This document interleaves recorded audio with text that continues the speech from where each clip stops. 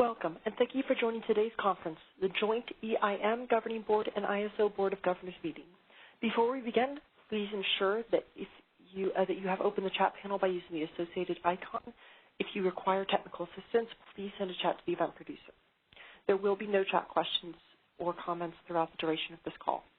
All audio lines have been muted until public comments. We will give you instruction on how to ask a question at that time. With that, I'll turn the call over to Roger Collington. Roger, please go ahead. Thank you, and welcome everyone to the Joint EIM Governing Body and Board of Governors meeting. So let me start out, and I will take roll first for the Board of Governors and then for the governing body. For the Board of Governors, Chair Galitzova?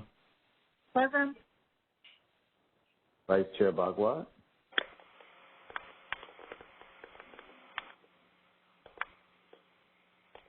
I heard static.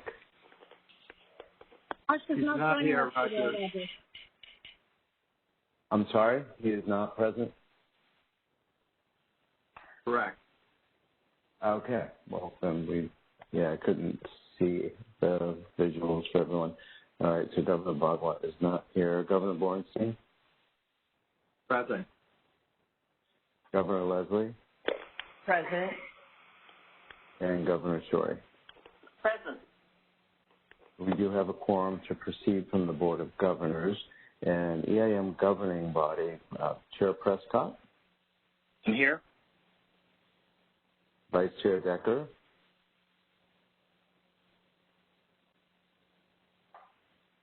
Here. I think I saw it. Okay, there you go. Member Fong? Here. Member Linville? Here. And Member Konzioka? Here. Excellent. We have a quorum from the EIM governing body as well. So as everyone knows, today's meeting is regarding the Governance Review Committee proposal, and it's a little bit of a special setup today. Our first agenda item is the public comment, and that's the agenda item whether there's any public comment that is unrelated to the issue on the agenda of the Governance Review Committee. And so why don't I go ahead and ask the operator if we can open that up to see if there is any public comment in that regard. As we move to public comments, please press #2 on your telephone keypad to enter the queue. You'll hear a notification that your line is unmuted. At that time, then please state your name and your affiliation and then your comment. Once again, pressing #2 will indicate that you wish to ask a comment, to say a comment.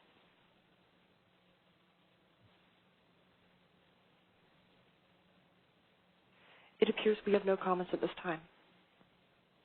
Great. And before I turn the proposal over to Stacy to introduce the topic, Stacy Crowley, let me just kind of walk through what the process will be today. So as we did, we have the DRC final review, part 1 draft final proposal for consideration, and we will have the presentation from the Governance Review Committee on that, and then we will have public comment to the extent there is any, and then we will go step back and forth between the board and the governing body for questions. So we'll have questions from the EIM governing body members, questions from the board, and then public comment. And then we will go to discussion amongst both bodies, again, broken out by the governing body and the Board of Governors. And then we'll ultimately take this to a vote. And the way the vote works, in line with the EIM governing body charter and the delegation from the board, is the EIM governing body will vote. If the item is approved by the EIM governing body, then it will go to the Board of Governors for a vote. If it is not approved by the EIM governing body, then there will be no further vote. Any questions from the board or the governing body on that process? I see head shaking as a negative, so that's good. So let me turn it over to you, Stacy, to introduce the topic and get us rolling. Thank you, Roger. This is Stacy Crowley. I'm the Vice President of External and Customer Affairs at the ISO. And today we are very pleased to bring you the Governance Review Committee's proposal for Part 1 of the recommended EIM governance changes. Both the Board of Governors and the EIM governing body created this committee to review the current governance structure and determine if changes were warranted due to the growth of the Western energy imbalance market. The Governance Review Committee has worked very hard for over a year, meeting only a few times in person before the COVID pandemic began to change our world. A lot has happened over the past year, and in spite of COVID and elections and heat waves and cold fronts, this group really remained thoughtful and deliberative on a variety of important issues through a series of papers and stakeholder conversations. The tremendous success of EIM has led to 22 entities either participating or agreeing to participate by 2023, and we've seen over $1.2 billion in gross benefits since it began in 2014. It's remarkable and I think heartwarming to see how the relationships have developed across the West. The coordination has increased and trust has been built through the commitment of participants, the Board of Governors, and the governing body to the mutual continued success of EIM. And the current governance structure is working well through efforts of the governing body, the Regional Issues Forum, the body of state regulators, and the EIM nominating committee. The West now has a series of open venues to discuss important topics related to this real-time market. ISO management believes that the proposal in front of you today represents general agreement from stakeholders regarding important changes to the EIM governance structure reflecting the evolution over its past 6 years. We support the proposal for Part 1 and look forward to the continued dialogue on what they will refer to as Part 2, which deals with the concept of joint authority and requires further stakeholder discussion.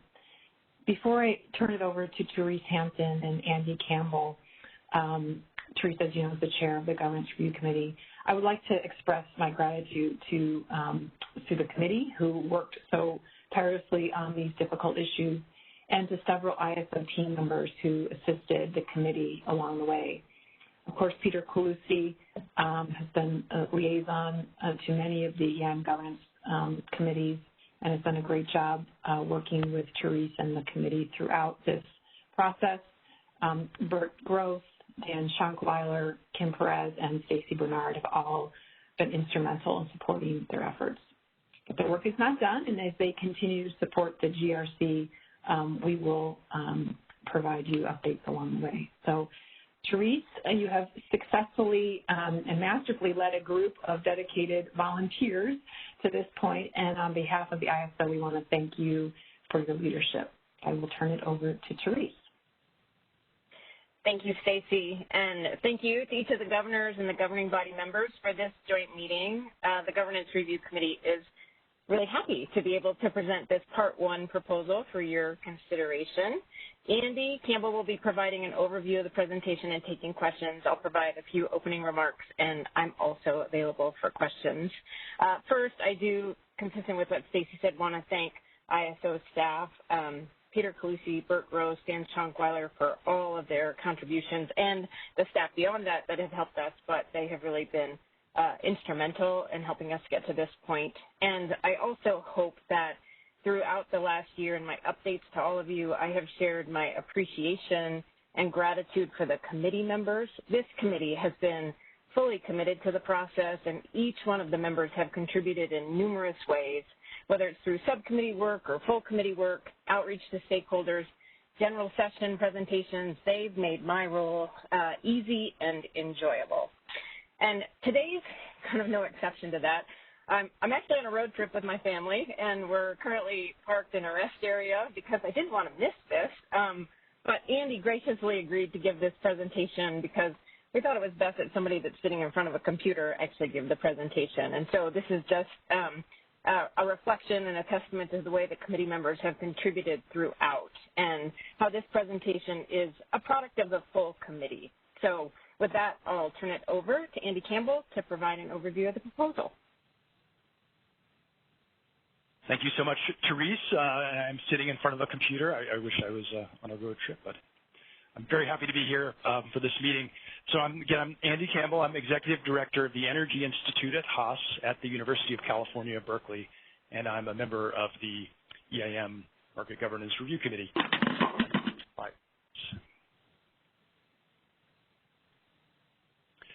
So first, I'll review what the Board of Governors and governing body tasked the Governance Review Committee to accomplish. Our charter was adopted by the two bodies in June 2019, and it requires that we develop, through an iterative stakeholder process, proposed revisions to the current EIM governance structure. We're to consider past experience and the evolution of the EIM since its inception. Our stakeholder process must conform with the ISO bylaws and the open meeting policy. The charter also told us that we could consider potential governance enhancements in the event that a day-ahead market is added to the current EIM market structure. And the GRC is to strive to develop a consensus proposal that has the support of all members of the GRC. Next slide, please.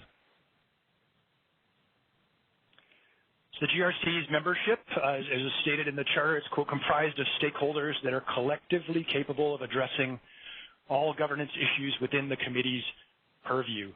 And here's the list of the 14 GRC members, 12 voting, 2 non-voting. The 2 non-voting are here with us today, Valerie Fong from the EIM governing body and Chair Galinteva from the Board of Governors.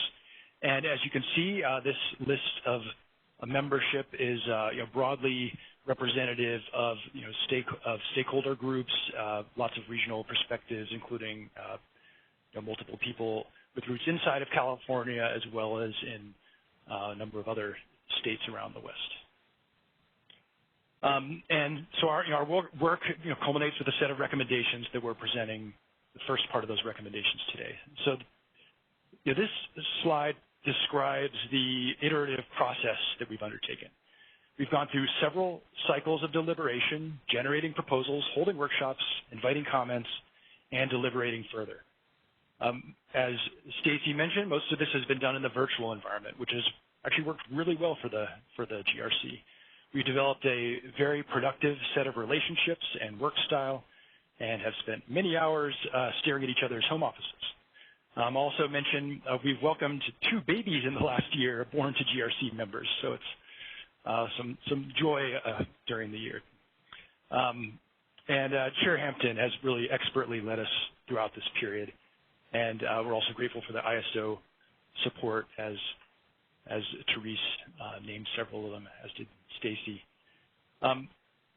So today I'll be describing the Part 1 draft final proposal, which was issued last month and refines recommendations presented in prior documents.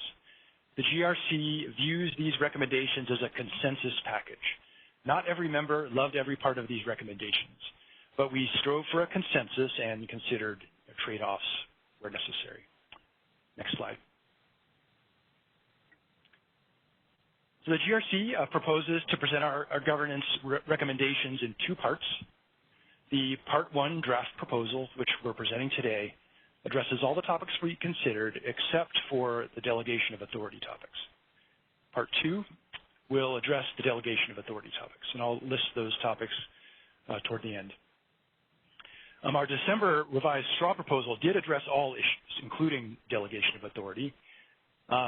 And then we received comments in February. Following that, we decided to move forward with finalizing some of the recommendations, which are in this Part 1, and taking more time to engage with stakeholders on the delegation of authority topics before finalizing those recommendations in a Part 2 proposal.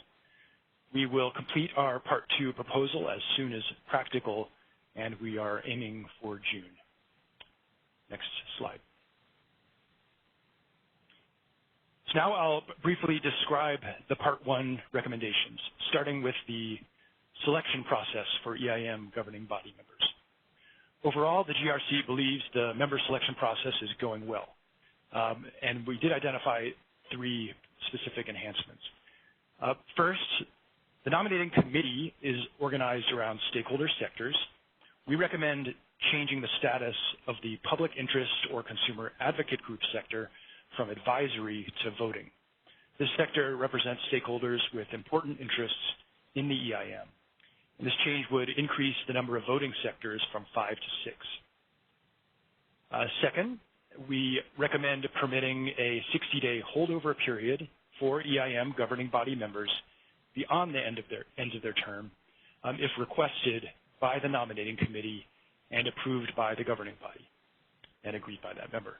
This could be valuable if there's an unanticipated delay in the appointment process. And then third, we recommend modifying the selection policy to embody a wider list of qualities to consider when nominating new members. Next slide, please. Now, the Regional Issues Forum. The Regional Issues Forum has been a very valuable venue for stakeholders to discuss topics that are important to the EIM. The discussions between stakeholders have been critical during these early stages of the Western EIM and will continue to be in the future. The GRC evaluated whether to transition the Regional Issues Forum into a formal stakeholder or member committee. We decided not to recommend this. We did, however, put forward several other ways to update the Regional Issues Forum. First, we recommend expanding the topics that the Regional Issues Forum can address to include issues that are active in stakeholder processes.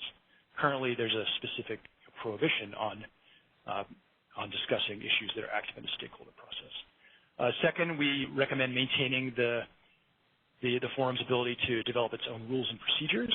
And third, we revised the sector definitions to reflect how the market has evolved, and we also propose adding a liaison for the Federal Power Marketing Administrations. And then finally, we recommend that updates from the Regional Issues Forum be a standing item at EIM governing body meetings.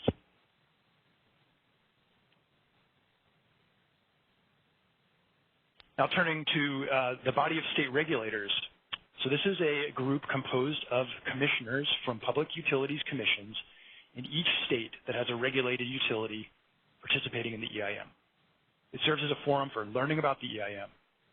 The body may express positions in stakeholder processes, and the body also sets its own internal rules.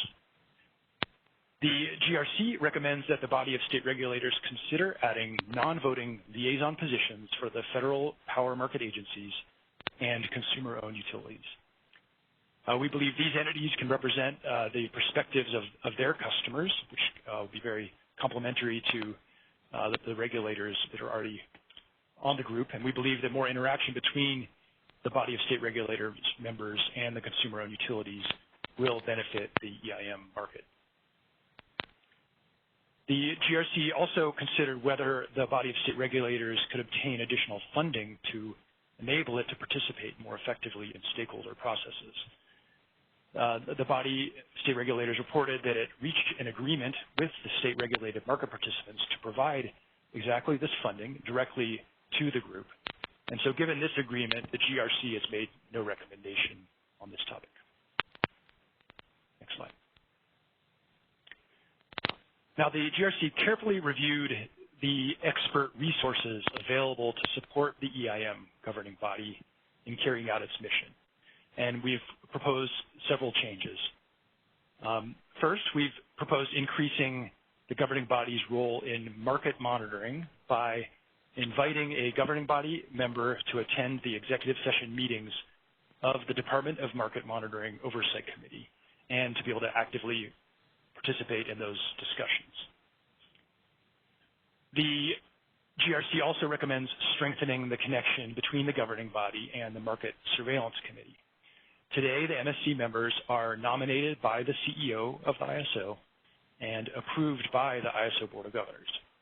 We recommend that the governing body have joint authority to approve the MSC's members. The MSC members serve 3-year terms, so over a 3-year period, all 3 MSC this joint approval. And additionally, we concluded that providing the governing body with expertise that is solely under its direction is critical for market-wide confidence in the body's decisions. we name this expert the governing body market expert. The GRC recommends that the selection and responsibilities of the market expert be at the discretion of the governing body. We're not defining that in our recommendations. This will help ensure the expert is focused on the topics most important to the governing body at any given point in time and ensure that it's adding value to the body's decision making. And as to cost, we recommend that because the market expert's responsibilities are to support the governing body, and the governing body's mission is to promote the market as a whole, the cost of the expert should be recovered in the same way as other costs associated with the EIM market as a whole. Now, in an earlier recommendation, we had proposed that the market expert be brought on specifically to help the governing body evaluate the extended day-ahead market as it is developed. In these final recommendations, we conclude that the governing body should have access to a market expert now in light of the rapidly increasing number of EIM members and issues. We also, in our recommendations, clearly state that the market expert should not act as a market monitor. Next slide. The GRC recommends no changes to the policy initiatives roadmap or to the EIM governing body mission statement. We had vigorous discussions on the policy initiative roadmap process, but in the end determined we would not recommend changes to that process. As to the mission statement, the GRC agreed that the governing body should continue to focus on the benefits to EIM participants as a whole and not just to the benefits of certain market participants. We recommend a further review of governance prior to any final approval of the extended day-ahead market design. And we also recommend another reevaluation of governance after 5 years. Stakeholders generally support the recommendations and content of the Part 1 draft final proposal. I'll call out a couple of areas where there was some stakeholder disagreement with the proposal. Now, some stakeholders supported revisions to the Regional Issues Forum and the body of state regulatory liaisons that I described before, and then some others requested other variations on that. The specifics are in the document. And then regarding the governing body market expert, there's a wide range of views with some stakeholders calling for the market expert to be made available now. There's a lot of intensity around that perspective, and there's others who do not support creation of the market expert and or are recommending that it be funded exclusively by entities outside the ISO. And we did very much consider all of these comments and feel like we have addressed those in our proposal we're presenting to you. So that kind of ends the summary of what's before you today, the Part 1 proposal, but I do want to say a bit about what we're doing now and what's coming next. So this slide lists the topics that our Part 2 proposal will address. These all fall under this delegation of authority heading. So delegation of authority broadly, the scope of a joint authority model, what topics would fall within that joint authority, what topics would remain exclusive authority of the ISO Board of Governors. So that's the scope of joint authority. Process for resolving potential deadlocks, so for an issue that is subject to joint authority. If there is a disagreement between the governing body and the Board of Governors, what is the process for resolving that disagreement? There's also decisional classification dispute resolution. So that's, we expect to put forward a definition of joint authority, but to the extent during implementation there's disagreement over whether a particular initiative or part of initiative is subject to joint authority or not, we need to have anticipated possibility for that disagreement and have a process to resolve that sort of dispute. And then finally, the durability of the delegation of joint authority. This would be, are there circumstances in which, and what are the rules and policies under which joint authority or the delegation of authority could be withdrawn or changed due to changes in the market. Next slide. So here's our proposed calendar going forward. So this month, May, a sub-team of the GRC is having discussions with stakeholders to better understand their perspectives on the delegation of authority issues. We plan to hold a workshop later in the month to have further discussion. And then we will invite further written stakeholder comments. Our plan is to publish a draft final proposal, part 2, in June. If after our stakeholder engagement we determine that development of our proposal would benefit from more time, then we'll adjust. But at this time, we believe we're focused that June is an appropriate time frame for us to focus on. And with that, in the deck, there are links to some of the relevant documents for our work. That ends my presentation. Thank you, Andrew. So the next part on the agenda is for comments, and the way we work this out, that we'll take comments from, I'll turn it over to the EIM governing body chair and John, and we'll take comments and questions from the EIM governing body, and John will manage that, and then from there we'll turn it over to the board chair, to Angelina, for the same process, and then we will go to public comment. So, John, I think this is to you now. Okay, thank you, Roger, and thank you, Andy, Therese, and staff.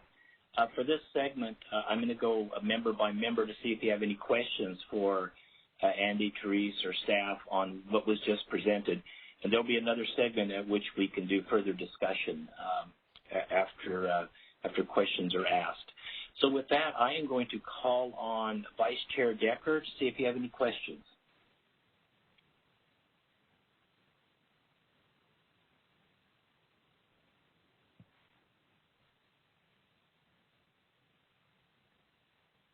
I think you're muted.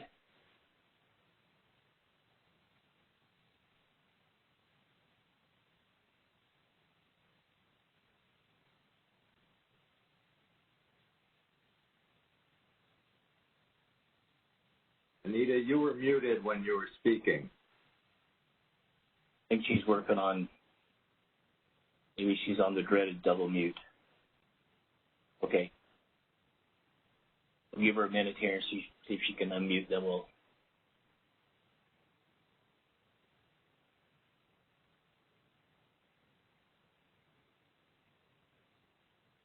Maybe we should move on to another person. Yeah, let's do that. Let's move on to Member Linville. Do you have any questions? Thank you, John. I don't have any questions at this time. Thanks. Okay, thank you. You there, Anita? Okay, so let's move on to Member Fong. Val, do you have anything? Any questions? Thanks, John. I don't have any questions. I did have the honor of being part of the consensus development for this recommendation. So beyond that, I don't have any questions. Okay, thank you, and thanks for being our representative on this task, which I think started almost 2 years ago now, and I don't think anybody anticipated a 2-year effort, and I know Anita was your backup, so thanks for that. So I'll move on to Member Konziolka. Do you have any questions? I'm going to confirm. You can hear me? Yes. Excellent. I do have a question, Andy, and it's regarding the governing body market expert. And along those lines, can you provide me a better sense of the outcome that GRC expects with respect to that recommendation? Although the recommendation does not direct the governing body to retain a market expert, the language used in the paper and the recommendation here today strongly implies the need for the governing body to take action and retain the market expert. And I was just hoping that you could provide a little more clarification on that. Sure. Thank you, Member Konziolka. So in terms of the expectations for what would happen next, the one expectation is that the governing body would at a meeting kind of discuss amongst yourselves, this new ability and discuss kind of a potential scope of topics that for which you might want to bring somebody on board. Again, it'd be under your discretion, and then if you as you sort of scope out where you see a need, that you would then kind of move forward and with a process of bringing somebody or organization on board to do that. And if you don't mind a follow-up to that, is there any background on potential scopes of work, or at this point here, does the recommendation just leave the work to identify the scope with the governing body? Yeah, so we definitely deliberated over the possibility of kind of defining a scope, and certainly would imagine at a future point in time the scope would include looking at extended day-ahead market design. That would be a likely piece of the future scope, but we're not specifying a scope in the near term. I think really key is we don't feel like that should be coming from the GRC. That should be coming from the governing body. Andy, I appreciate your comments on that. Thank you. You're welcome. Anything else, Rob? That concludes my question. That was just the only area I wanted to inquire on. Thank you. Okay, thanks. Anita, did we get you back? Yes, I hung up the phone 3 times trying to unmute. So I don't have any questions, but I'm looking forward to the discussion part. I apologize. Thank you. No worries. Happens to all of us. Thank you, Anita. And we were anticipating those questions so much with the delay. Your lips moving, so we thought you had some. Okay, I did have, I guess it's the same question that Rob had, Andy, just a little more follow-on on this market expert. And so it's now my understanding that basically your recommendation is that you create the ability for us to define what that market expert is, how we would use them, how we engage them, and also create the budget for that, right? Yes, that's correct. Okay, and so I guess that's both good and bad, and I could just visualize the debate you guys were having, because, it would be nice if it was prescriptive and we knew exactly what it was we were supposed to go out and do, and, what the person's expertise was and that sort of thing. That would be good. And then on the other extreme, if it's just thrown to us, it's great, but we could go off the rails and get something that was an expert in beagles instead of markets. But I guess we'll manage somewhere in the middle and get that figured out as the need arises. So thank you for that. And unless there's any other questions from the governing body?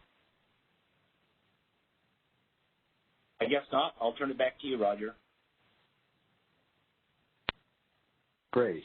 Thank you, John, and members of the governing body. So now let me turn it over to you, Chair Galizova, for questions from the Board of Governors. Thank you so much, Roger. And I, too, like Val Fong, had the honor of participating as a non-voting member on the GRC committee.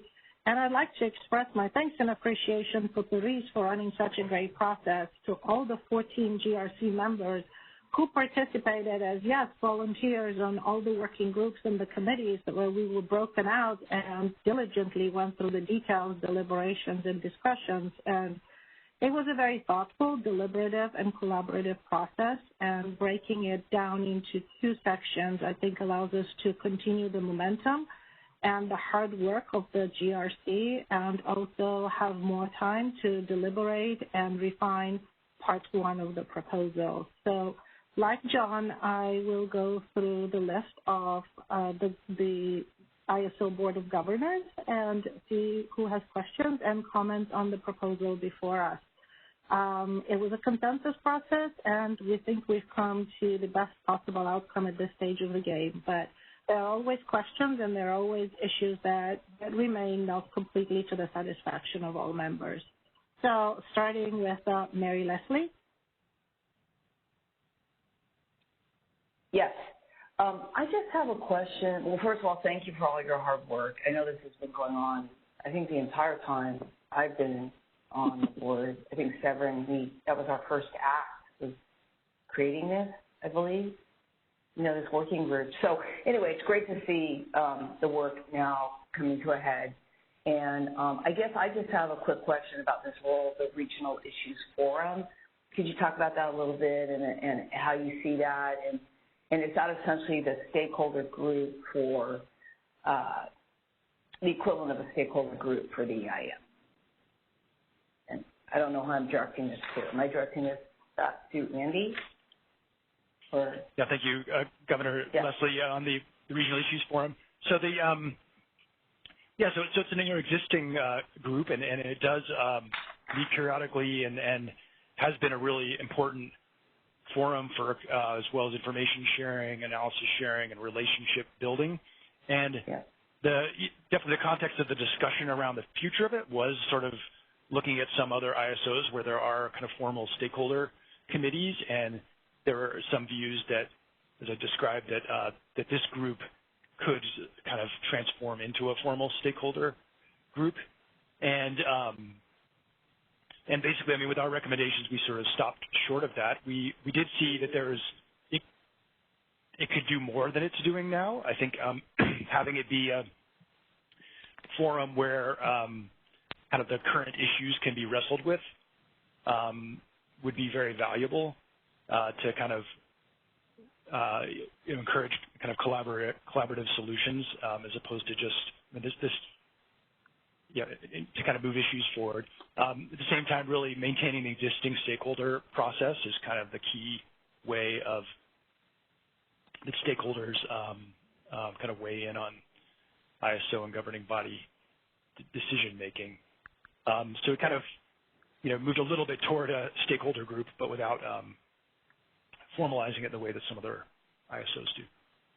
Yeah, because I think the stakeholder process in the ISO is one of its strengths. So this is something that's important to any ongoing entity, is to have a place where people can express their views and vet their views and introduce new ideas. So I'm glad to hear that you're building the Regional Issues Forum into the overall concept. Thanks.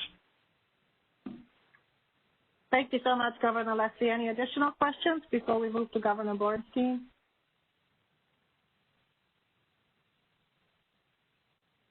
I think we're ready to move to Severin Bornstein. Thanks, Angelina. And Andy or Therese, I'm trying to, like some of the previous questions, trying to understand the role of the governing body market expert. Let me just say, I am fully supportive of this presence of the governing body representative at the Department of Market Monitoring. I apologize for my barking dog. And to the joint authority over the Market Services Committee member approval. Hold on just a moment. I'll close the door.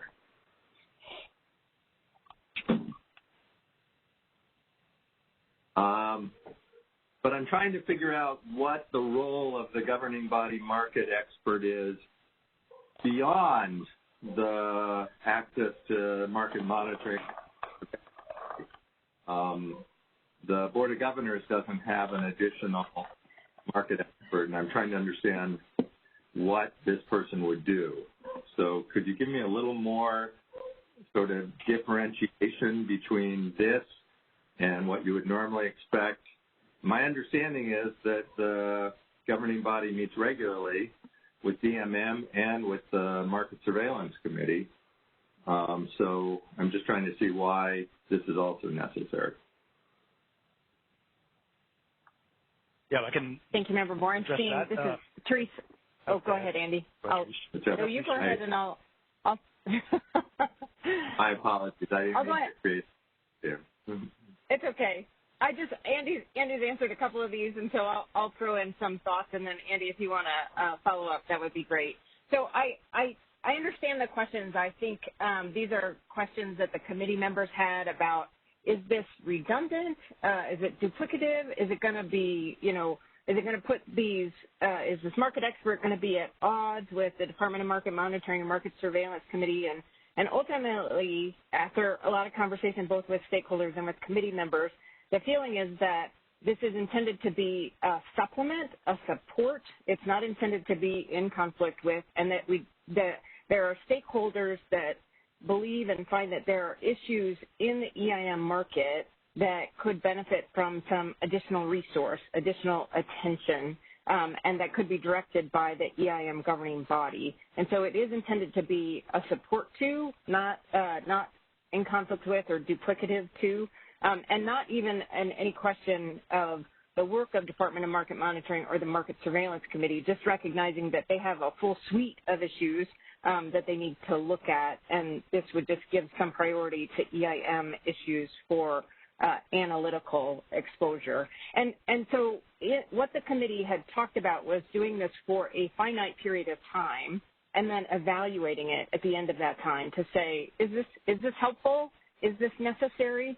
And the feeling that doing it for that initial period of time is really important to achieve the level of confidence that all market participants want in the governance structure. It's one of the GRC's kind of stated purpose and goal is to look at governance in a way that creates confidence for all market participants. And this was core to folks outside or for EIM entities to just have some supplemental option for analytical work. Okay, and also, it might be worthwhile to point out that there is a 5-year review process for this item as well, like everything else. Yes. Can I ask for a little more clarification on confidence here? What lack of confidence might exist if there was just the DMM and MSC?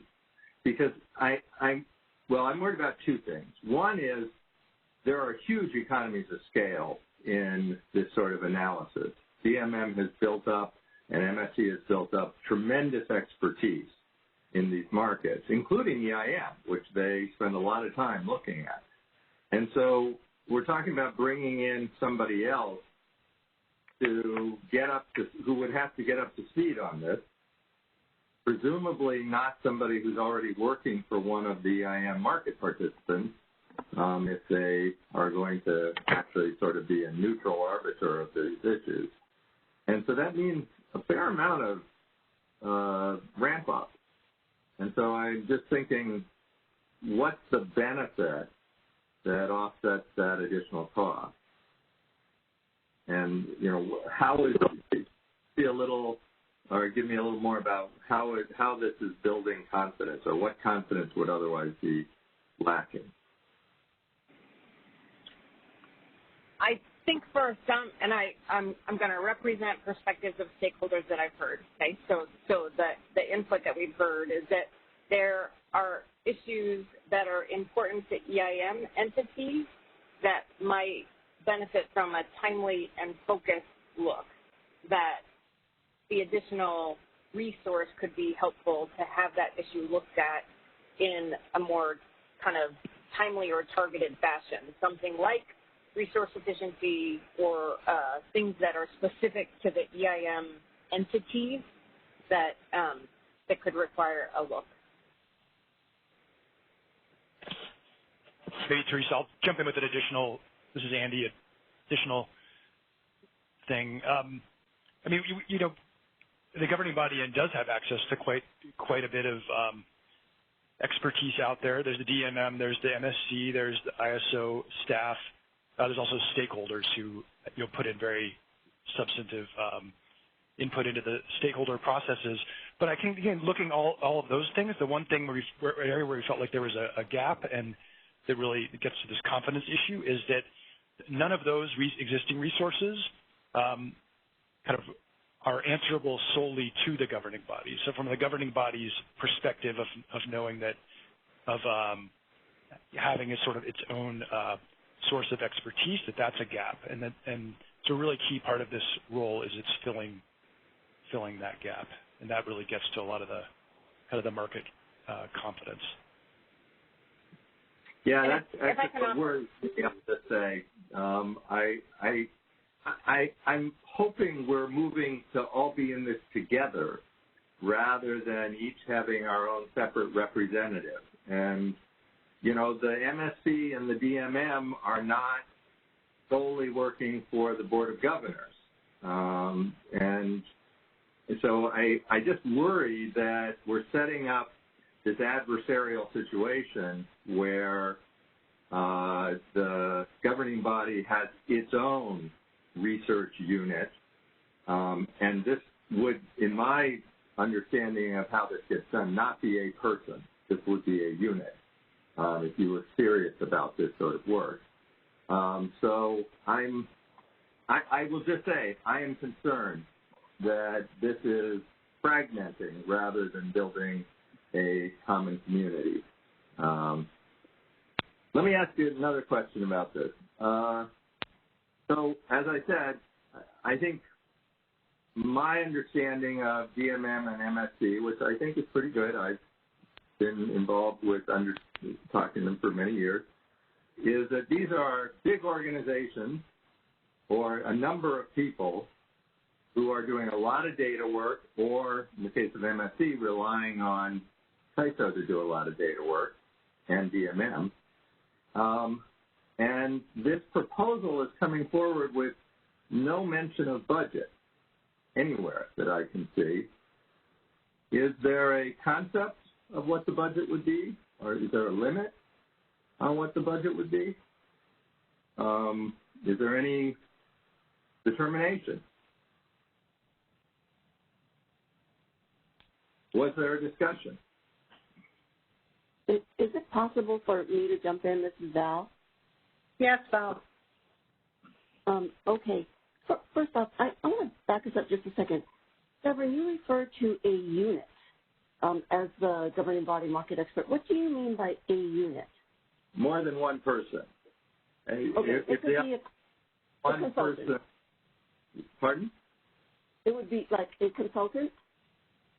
It's not somebody who's an ISO staff, correct? Or I mean, oh no, I didn't mean to confuse terminology. I did not mean an ISO person. I assume that we're talking about going out and hiring a consultant, but my point is that that consultant would almost certainly, given the task we're talking about, say, I have a back office here, and in order to be hired, you also have to support the back office. So I would, without having discussed this at all with my colleagues, I would envision that once we have, as a governing body, determined the need, and then secondly, determine the scope, we would issue an RFP. And it would be a competitive RFP, and we'd have to remove any conflicts if there are any, as you pointed out. And we would presumably go for the lowest responsive bidder. And so I don't know that we can say what the budget is without really having discussed what the scope would be.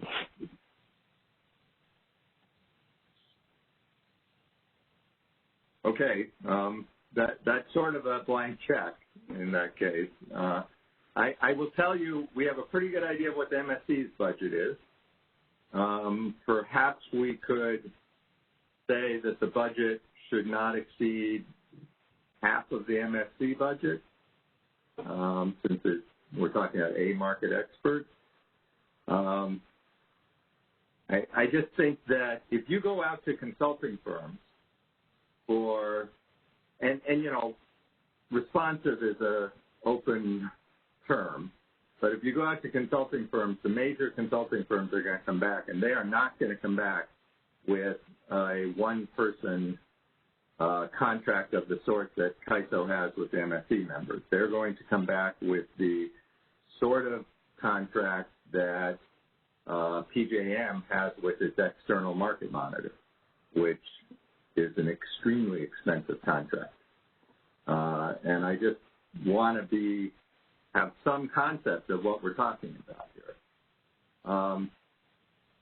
Then I also, you know, and as long as this really is sort of not a sort of inside-outside issue, I agree with the idea that the cost should be recovered from all market participants.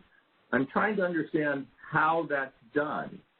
I guess I'm not clear on, because this is going to be a governing body. Does a governing body set the trading charge within the EIM? I'm just showing my ignorance here. I don't know how revenues would be collected to do this, and I wanted to understand that better.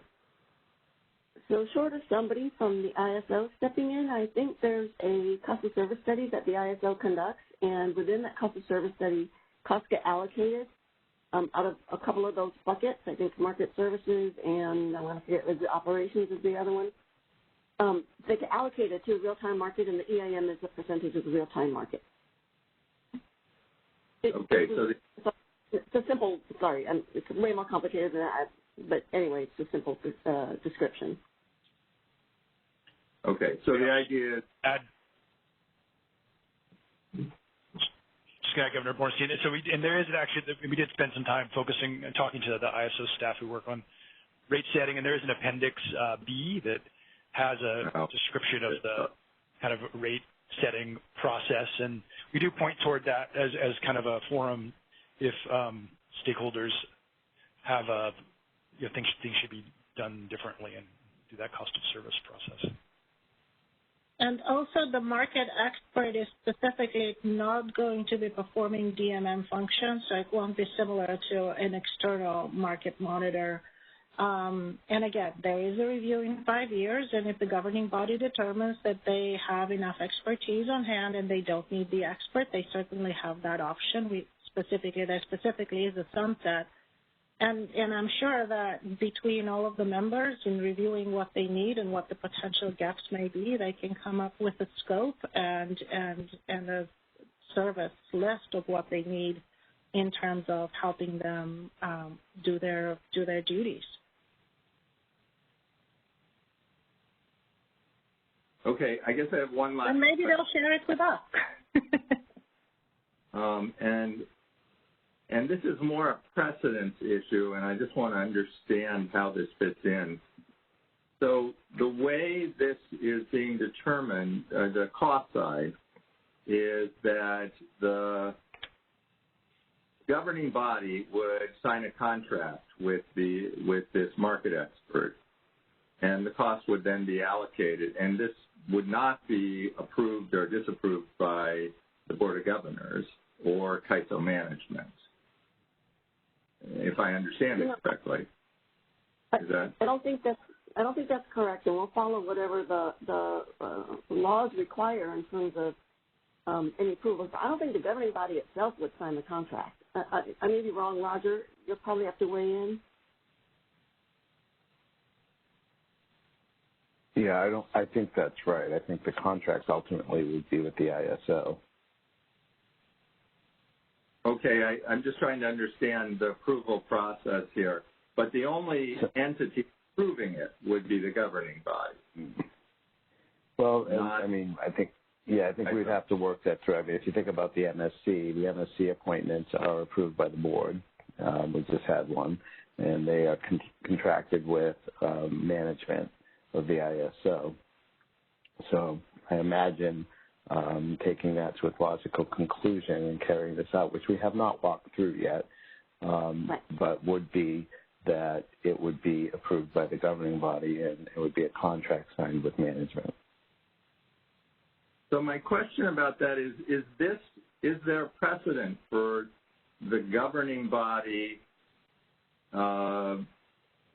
determining expenditures in this way without approval by CAISO management or the Board of Governors? And I'm just wondering if this is a sort of new direction. I would pose to you this is a new direction. Yeah, and I will just add to that, since I'm off mute still, that we do have a governing body budget that is, reviewed by the governing body, and there was input over various things. It's been kind of moot over the last year. Most of it tended to be travel expenses and meeting expenses, but that has been part of the process. But from the standpoint of having an outside consultant or some type of an external contract, this would be new ground.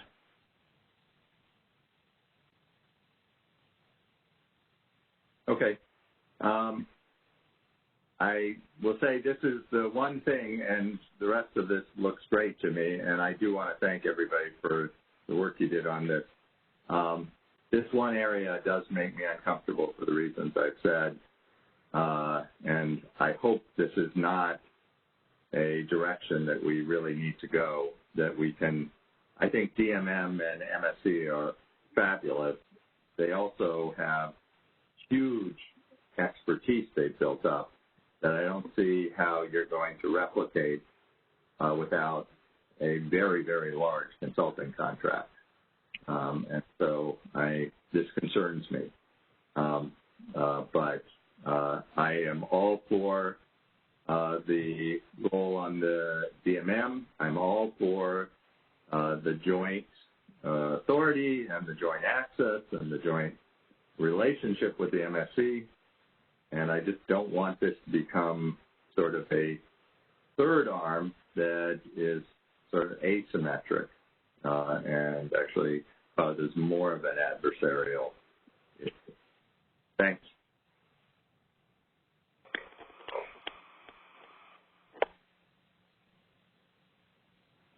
Okay. Any additional comments? Shall we move to Governor Shorey? Yes, thank you very much.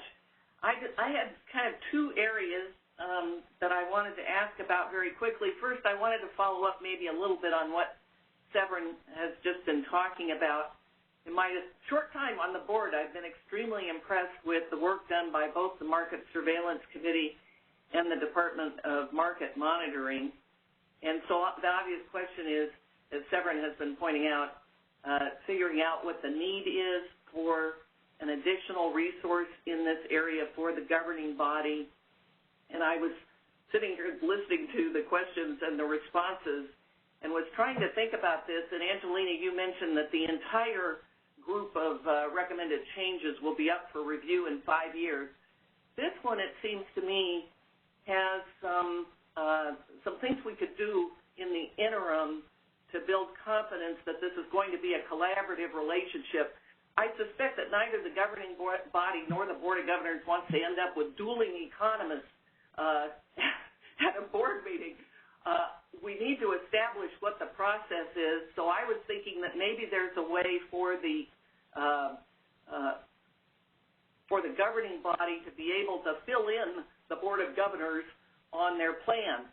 If they end up just defining a need, come in and talk a little bit about what the need is, what the scope is that's being contemplated, what's the issue, and what is the budget. I'm not saying the board has to then have approval. I'm just saying collaborate in the sense of keeping us posted on what's going on and what are the issues that are being identified.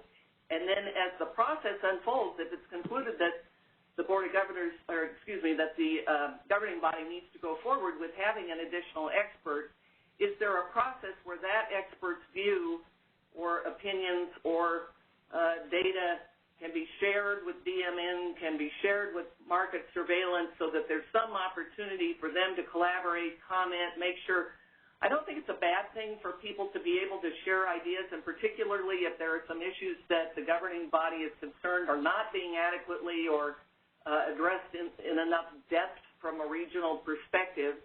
So I'm just thinking that maybe the next step, if we go ahead and move forward, because I understand, and I should have started by saying thank you to all the people that have been working on this for a year and a half. I know this is huge, and whenever you have a nicely wound up ball of yarn like this, it's very hard to go in and pick out a piece then and say, well, except for this part.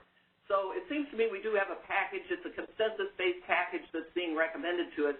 But this one area, it would be very helpful if we kind of laid out a process going forward where we could feel like we are being brought in, that we are able to address that. And I wonder if perhaps the governing body board chair would be willing to post us at our board meetings and fill us in as developments are occurring in this area. But I also would like to see somehow a process. I don't want to call it a dispute resolution process. That sounds way too formal. But some kind of a process where there can be some exchange between the economic experts that we have so that we're not all hearing a dispute for the first time at the governance level. So at any rate, I was kind of going to ask some of the same questions Severin did, so that sort of ended up being more of a speech than a question, but I was just listening to what the dialogue was, and I thought maybe there's some way we can move forward on that positively. The other question that I had, and I just lost the slide on it, I wanted to understand a little bit more, as Mary brought up on the regional forum. There was a discussion about the current rules say that the regional forum apparently, and I'm not familiar close to this, so I don't know what the issues have been in the past, but that the regional forum right now has been excluded from discussing issues that are in stakeholder processes.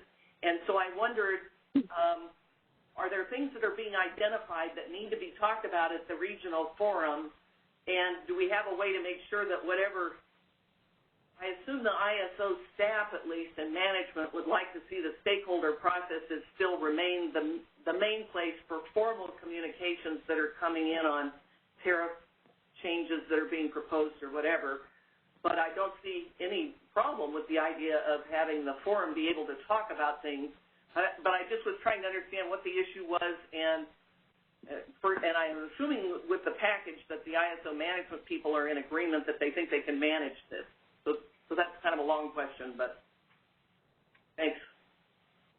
Thank you so much, Jen. And I think we're also moving into the next section, which is the discussion between the two bodies. I'll have your second question answered. I just wanted to tee it up for John. John, maybe after that you can pick up on some of the items that Jen Shari brought up in terms of how the governing body might set up a process to look at this item in terms of an independent market expert and what would make sense to tease out some of the process-related issues and the cost-related issues, and making sure that we don't have a situation of dueling economists. As Jen Shari pointed out, that is not anything I think that either the governing body or the Board of Governors would want to see. Sure. So, okay. Question number 2. We'll go back to you after that.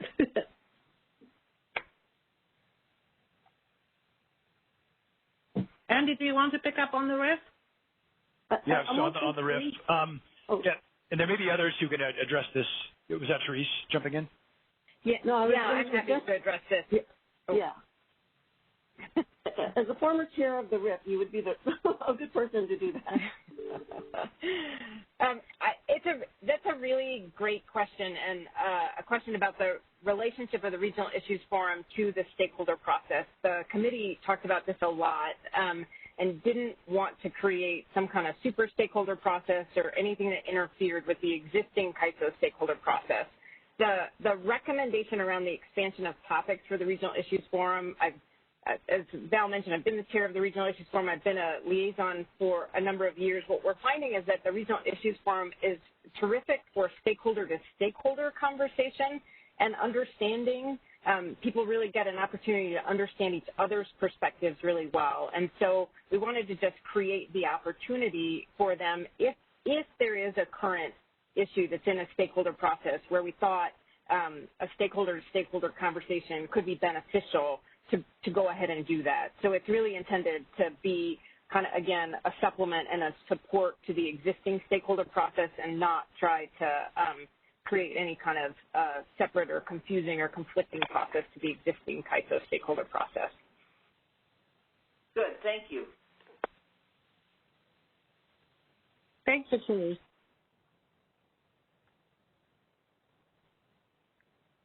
John, did you want to comment on Jen Shari's question?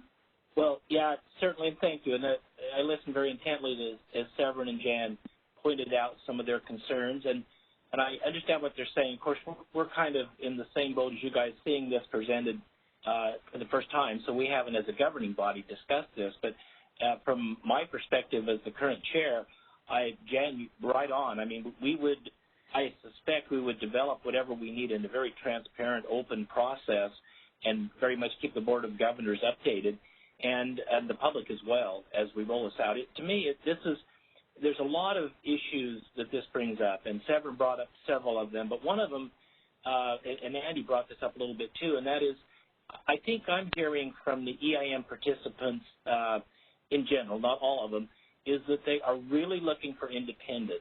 and this is really the overarching reason that this is in there, so the regulators of the different states, the different EIM entities, can really feel comfortable that the market expert has no direct ties to one particular entity. It is truly independent.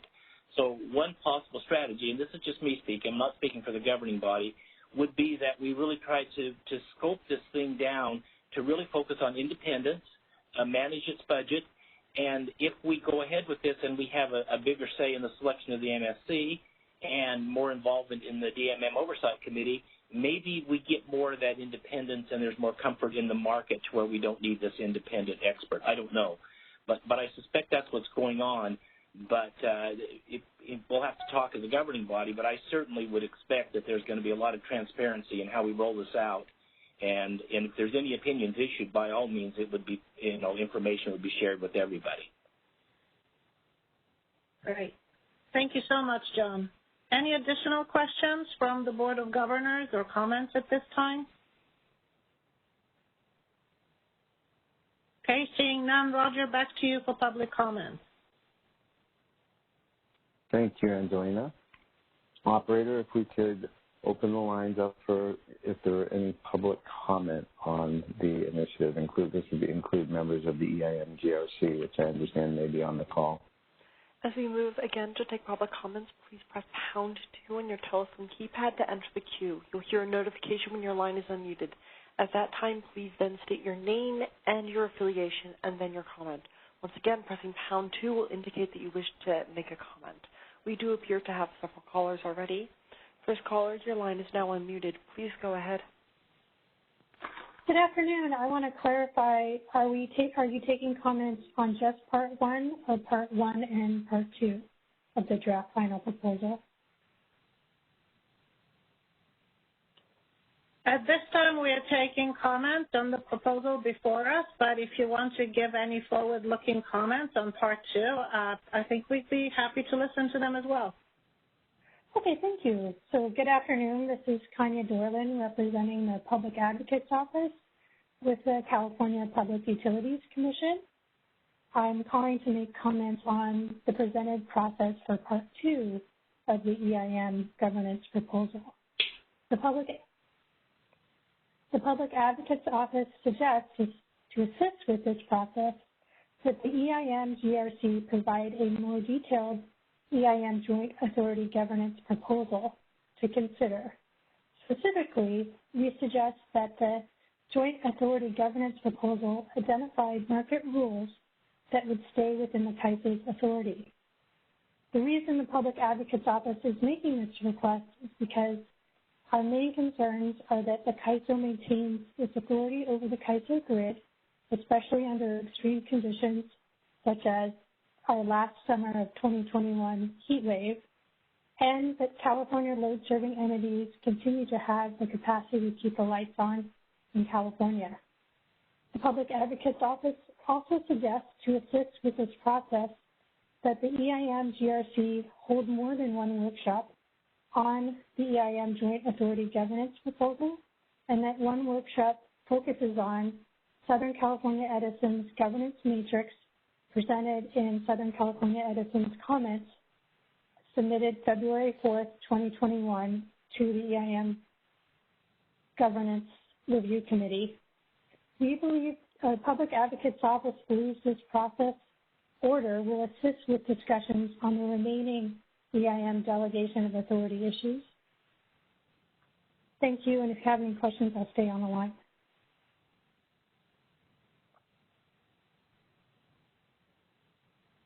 Thank you. Any questions from any of the boards, EIM governing body or Board of Governors? And this is for the next proposal. This is not for what is before us today, or the items before us today. Okay, next question. And let me just comment. I probably didn't jump in quick enough, under what we have on the agenda today in the open meeting, and the way this is set up, we really should limit ourselves to the proposal before us today and these comments. Given that the comment was around the process, I kind of let that slide, so to speak, but but I would appreciate if the commenters could limit themselves to the part one that is before the governing body and the board today. Thank you. Thank you, Roger. Noted. Moving on to the next caller. Caller, your line is now unmuted. Please go ahead. Good afternoon. Just confirmation that you can hear me? Wonderful. We can hear you loud and clear. Great. Thank you for the opportunity to provide comments on behalf of the body of state regulators. My name is Lisa Tawney, and I currently serve as a commissioner on the Oregon Public Utility Commission and as the BOSTER chair. One of the BOSTER's responsibilities is to express a common position where possible in the CAISO stakeholder processes, and we've submitted consensus comments in each phase of the governance review thus far. The BOSTER supports the recommendations in the GRC's Part 1 draft final proposal and urges the EIM governing body and CAISO Board of Governors to approve the proposal. I'd really like to thank the members of the GRC for their hard work reflected in a thoughtful draft final proposal, and I want to particularly mark several points of progress and success. I'm pleased to announce that the BOSTER has amended the BOSTER Charter to include the liaison positions to the BOSTER from the Federal Power Marketing Administration and consumer-owned utilities. This idea came about as a result of the stakeholder dialogue conducted through this governance review, and we recognize the value in having the liaisons provide their perspective and the perspectives of their customers in an effort to allow for better understanding of where positions are shared and where they diverge. The amended charter is posted to the BOSTER's webpage. We're also pleased to have completed implementation of funding for technical assistance for the body of state regulators, and not a moment too soon as we see the continued complexity of issues before the market and as we welcome states as formal members. We're also very pleased to see actions in this draft final proposal that strengthen the role and capabilities of the EIM governing body and deepen the robustness of the stakeholder processes, including the voting role for the representative of the public interest organizations on the nominating committee, making additional resources available to the governing body through their own market expert whose agenda and schedule they can direct, as well as including them more directly in the Director of Market Monitoring Oversight Committee and Market Surveillance Committee, and expanding the topics in which the RIF can engage. All of these are important steps towards a more balanced governance of a regional market. They point to ways we've found value for our customers by working together. There is clearly significant value to California ratepayers in seamlessly dispatching renewables over production out to the rest of the West and drawing in the least cost resources to meet that afternoon ramp. Those of us outside California see daily benefits absorbing that low-cost renewable energy for our customers and utilizing our excess capacity in the absolutely most efficient way possible. Those benefits are concrete and real, and it is clear from the multiple studies that EDAM promises to expand them.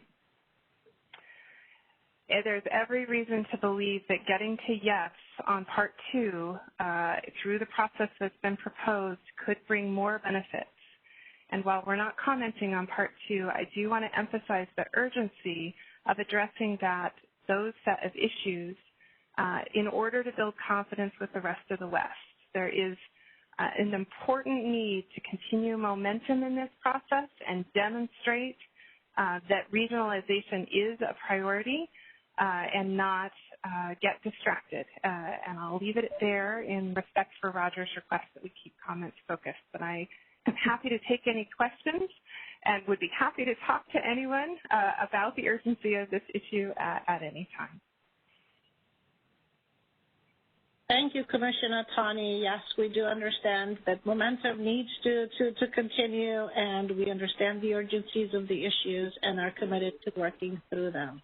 Any questions for Commissioner Tawney or comments? Yeah, this is Val. I think it's probably been something that's been a little bit understated, but the BOSTER played a huge role in the ability of the GRC to come to a consensus proposal here by removing something that was a very contentious issue out and handling it on the side along with the EIM entities are regulated by state regulators. And I think it really pays to acknowledge that effort because I don't think we could be here today necessarily if that hadn't been handled directly by BOSSR itself. So thank you very much. Thank you so much for that. It's a critical issue, so I appreciate that. Thank you, Commissioner Tani. Do we have any other comments or responses, or can we move to the next commenter? Hearing none, let's go ahead and do that. There are no further comments in the queue. Okay. Well, at this point, then, without further comments, it is the opportunity for the discussion amongst governing body members and then for board members to have further discussion. So let me turn it over to you, Chair Prescott, for the EIM governing body, and manage the order and pace of any comments from your members. Okay, thank you, Roger. I see, Carl, you got your finger up. I'm going to go through each member individually. Did you have something you wanted to say before we went down the list? Yeah, or whatever order you would like to go in is fine. I do have a couple things. Okay, I think what I'll do is I'm going to take chair prerogative and go first this time, give you guys a chance to think a little bit more about it. But okay. So, yeah, I'll call on you here in a minute in that same order that I had. So I, like others, want to thank Therese, the GRC staff, and all participants, and in particular BOSSRs, as Val also pointed out. They were very instrumental in moving this forward. It was a very thoughtful, thorough, inclusive, and collaborative process, and as I watched it develop, I'm very impressed. So I plan to vote to approve their recommendations based on the process used, the stakeholder comments, and most importantly to me, I believe these recommendations will enhance the independence of the Western Energy Imbalance Market governance to the benefit of all market participants, which really aligns with our charter. I know that there was a lot of debate back and forth, but when you go really back to our charter and what we do and who we represent, which is the entire market, I think this hits the mark. I understand that there may be some issues with this market expert, but I think we'll iron them out. But I think I understand what the intent of the GRC is, and I'm willing to move that forward. So kudos to all on that. And so now I will move to Vice Chair Decker for any comments you might have. I do have comments, and thank you, John. I won't hang myself up again. So I really want to express appreciation to all the members on this committee. Being Val's kind of second for her in case she had to miss something, I really got to see a lot of the work behind the scenes, and it was really truly the commitment of the people on the committee. And by and large, many of you have other jobs, and this was on top of your other day job or your real job or other personal responsibilities that you might have had. And you really were dedicated to this process and dedicated to the meetings and dedicated to the dialogue and the outreach as you guys worked through this. And I really, really admire the way this unfolded, although it was lengthy. I also really want to shout out to Member Fong. She spent countless hours, and I know that Governor Gillespie also spent countless hours. And I think that really bodes well for where we are today. So thank you for that. I support the proposal. I do also want to call out the BOSSR. I think the BOSSR was an absolute success in not just talking about collaboration, but demonstrating their collaboration and their willingness to look at alternative proposals. And I think they have really gotten to a great place of including more voices in their deliberations and their thinking and what positions they'll come up with in the future by including the federal family and public power. So that's a huge change to have that kind of power and voices behind you. I share some of the concerns on the independent market expert, and I'm pleased that it says that we shall do it, we can do it. It's not like you got to do it and here's all the rules around it, because I think it is going to take some thinking and thoughtfulness and some input, and it's people don't know what it's going to cost or how that will be collected. And someone might say, if we could go out for bid and people could say, I'm not willing to pay for that assessment, or that's not what I expected. So I think there are some unanswered things that will get ironed out as we take a further look at that as a governing body. So I, too, am in support of this work and just really applaud all of the commitment, time, and effort, and the great minds that worked on putting this together. Thank you, Anita. Carl? Thank you, John. Thanks to Member Fong and Chair Galataba for your hard work on this. Thanks to this diverse committee representing many different points of view. I think this package of items is a consensus proposal. I think we should vote on it as a package. It represents a lot of conversation.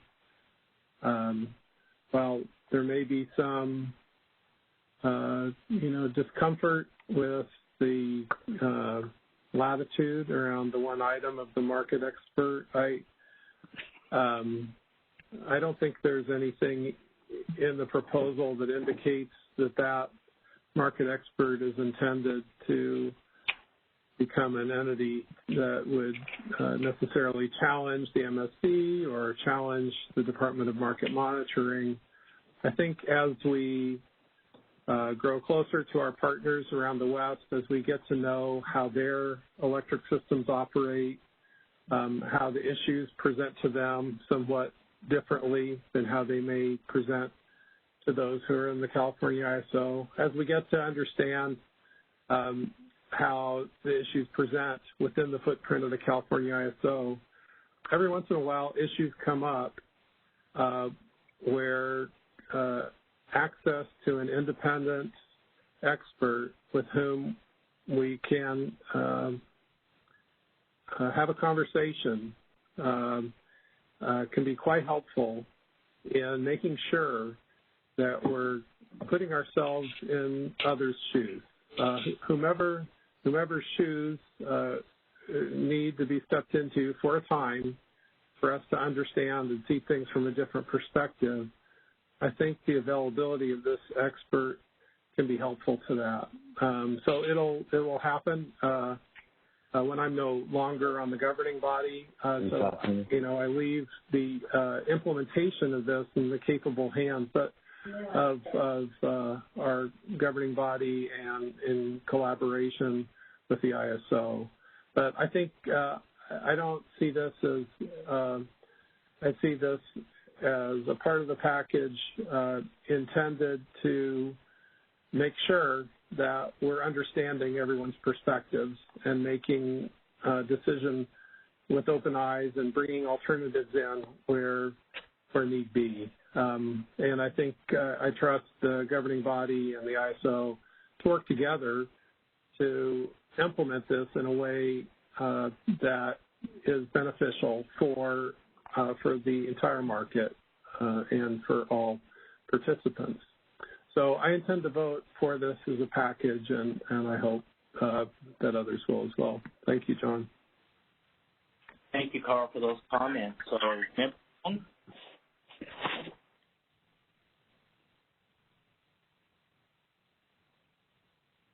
Val, are you there? Sorry, I'm here. Sorry. Okay. I do have some comments.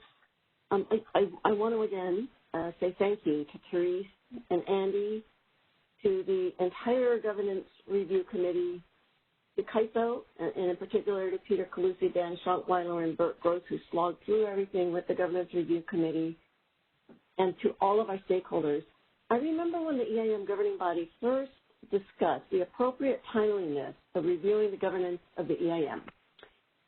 The Transitional Committee, which set up the original governance structure, knew that there would be a need to revisit the structure and suggested that such should be done within 5 years, and the board approved that recommendation.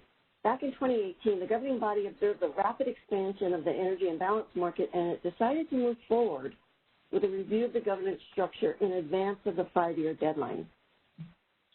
Here we are today with part one of a two-part effort. Under Teresa's untiring guidance, the GRC embarked on what I call a thoughtful and measured approach to the different elements of governance. I should note that almost all of the members wore two hats, as Eric Eisenman would point out, but the ability to achieve consensus often required a setting aside of the various hats to come up with a recommendation that was good for the market as a whole and not for any particular stakeholder. I also want to again acknowledge the efforts of the body of state regulators and their valued contribution, which was a huge part of this GRC's proposal. I support the GRC's proposal in whole. I submit to you, it is easy to find things they might take issue with in the proposal, things we really, really support in the proposal, and to pick some of those apart based on what we want to see in terms of governance. But this proposal came about as a result of stakeholders debating the different elements in their comments, and the Governance Committee giving thoughtful consideration to each of the comments. I'm not inclined to pick the proposal apart, but to see the value the proposal in its entirety offers to the market. And I will be voting in support of the proposal. Thank you. Okay, thank you, Val, for those comments.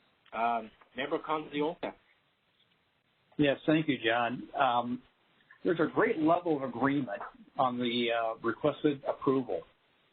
The quality of the review and input by the commenters indicates significant outreach, agreement, and assessments by the parties involved with the review of the draft final proposal for Part 1. The GRC is to be commended for reaching a high level of consensus on this proposal, and I'm pleased at the GRC for taking an approach that leans towards more opportunity, involvement, engagement, flexibility, transparency, and broader perspectives. The GRC clearly worked hard to find an appropriate balance for the right amount of change. And I echo the sentiments by all the other governing body members, and for those reasons, I will vote in support of this proposal. Okay. Thank you, Rob, for those comments. Any other discussion points from the governing body members? Okay, nothing heard, so I will turn it back to you, Roger.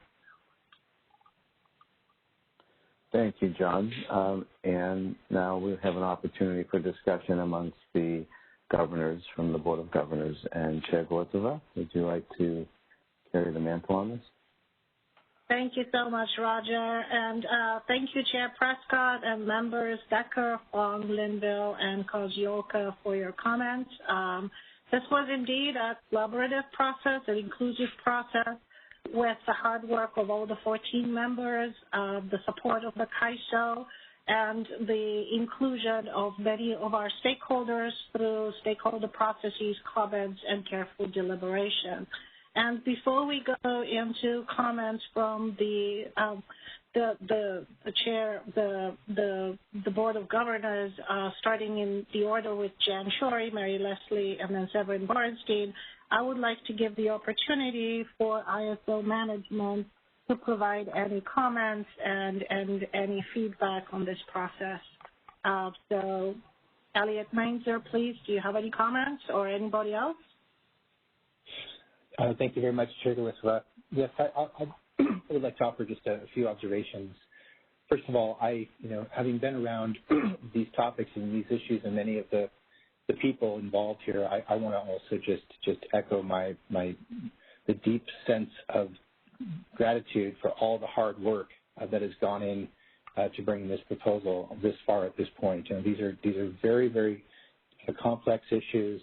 There's a lot of work, and I think the teams have done an unbelievable job. I also want to commend, I think it's important that folks really understand what's at play here. I appreciate the thorough vetting of the issues today and the questions. And in particular, I just wanted to address, I think, one of the questions that Governor Borenstein has raised, because I think that at the heart of his question is something that I think is really valuable, which I think is that what we're ultimately trying to do here is we're looking for ways to really come together as an energy community in the West and work together. We're trying to sort of break down divisiveness and bring more unity, more coordination, more collaboration to our efforts. And I think that his questions are to the point of let's make sure we're not engineering something into the process that doesn't become divisive. And I think that's a good point. And I know I struggle sometimes when folks say, well, you know, it's necessary for trust. And sometimes you want to just be able to snap to, well, why don't we have it now? Well, it's because sometimes, you know, trust has to be earned, and and it takes time, and it's an evolutionary process. And I knowing a lot of the individuals, I do have a lot of confidence that while this may not be perfectly acceptable to all stakeholders, I do believe that having another voice in the mix, hopefully we're going to find somebody who brings another great perspective and can help us address a lot of these tricky issues that have broken out amongst us, can be constructive, and I think all of us are going to be hoping that adds value as opposed to divisiveness to the process. So I think those are good things to flag, but I know that our previous experiences, sometimes we start in a kind of slightly different place and then we come together. And I think there is a genuine desire across the West to continue evolving together. So on behalf of all of us at the ISO, in particular the team that has been identified earlier, my staff, I couldn't be more proud of all the work. I know that they take great pride in recognizing that we've been able to get this set of packages to the table today. To Therese and the whole team, fabulous work, and we certainly hope that the board has had their questions raised, and we're going to keep an eye on updating issues, and certainly hope we can keep making our positive progress together. So thank you for the opportunity to comment. Thank you so much. Okay, moving on to the Board of Governors. Jen Story. Thank you very much. I just want to say I think this is an impressive effort. When you think about the people, the companies, the states, the regulators, everyone that has contributed to this, I think they should be very proud. This is a big step forward for us as a region, and so I'm fully prepared to support it. I really endorse the stakeholder inclusive process that was used to get us to this point, because I think we come to a good outcome when we do things that way. I also want to thank the governing body representatives for the comments that they've just made in connection with the new additional market monitor or potential market expert that might be brought in, and I'm going to request that you keep us in the loop, and not just once every 5 years, but as we go along, let's stay in good communication so that we can support each other in making this work. So a big step forward in my view. Thank you very much.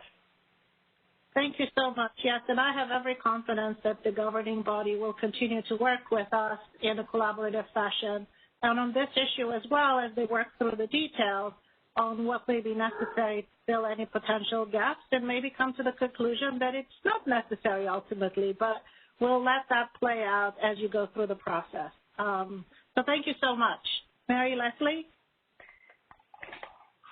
Yeah, I just want to say that having been part of this process on the ISO board and before the ISO board as a business stakeholder out of Southern California, I think our appreciation for the importance of this regional conversation is really appreciated statewide, and I think among people who have been in this world, the utility world, the energy world, and have these goals of transforming our energy systems and working together and appreciating our strengths and weaknesses. And I think all the extreme weather has only intensified how important it is to work together, and that we've been on the right path for a long time. Appreciating, the differences also, but that we have more commonality than we have difference. And I'm very comfortable with this process, and I think it's been enormous, and I do think the GRC took the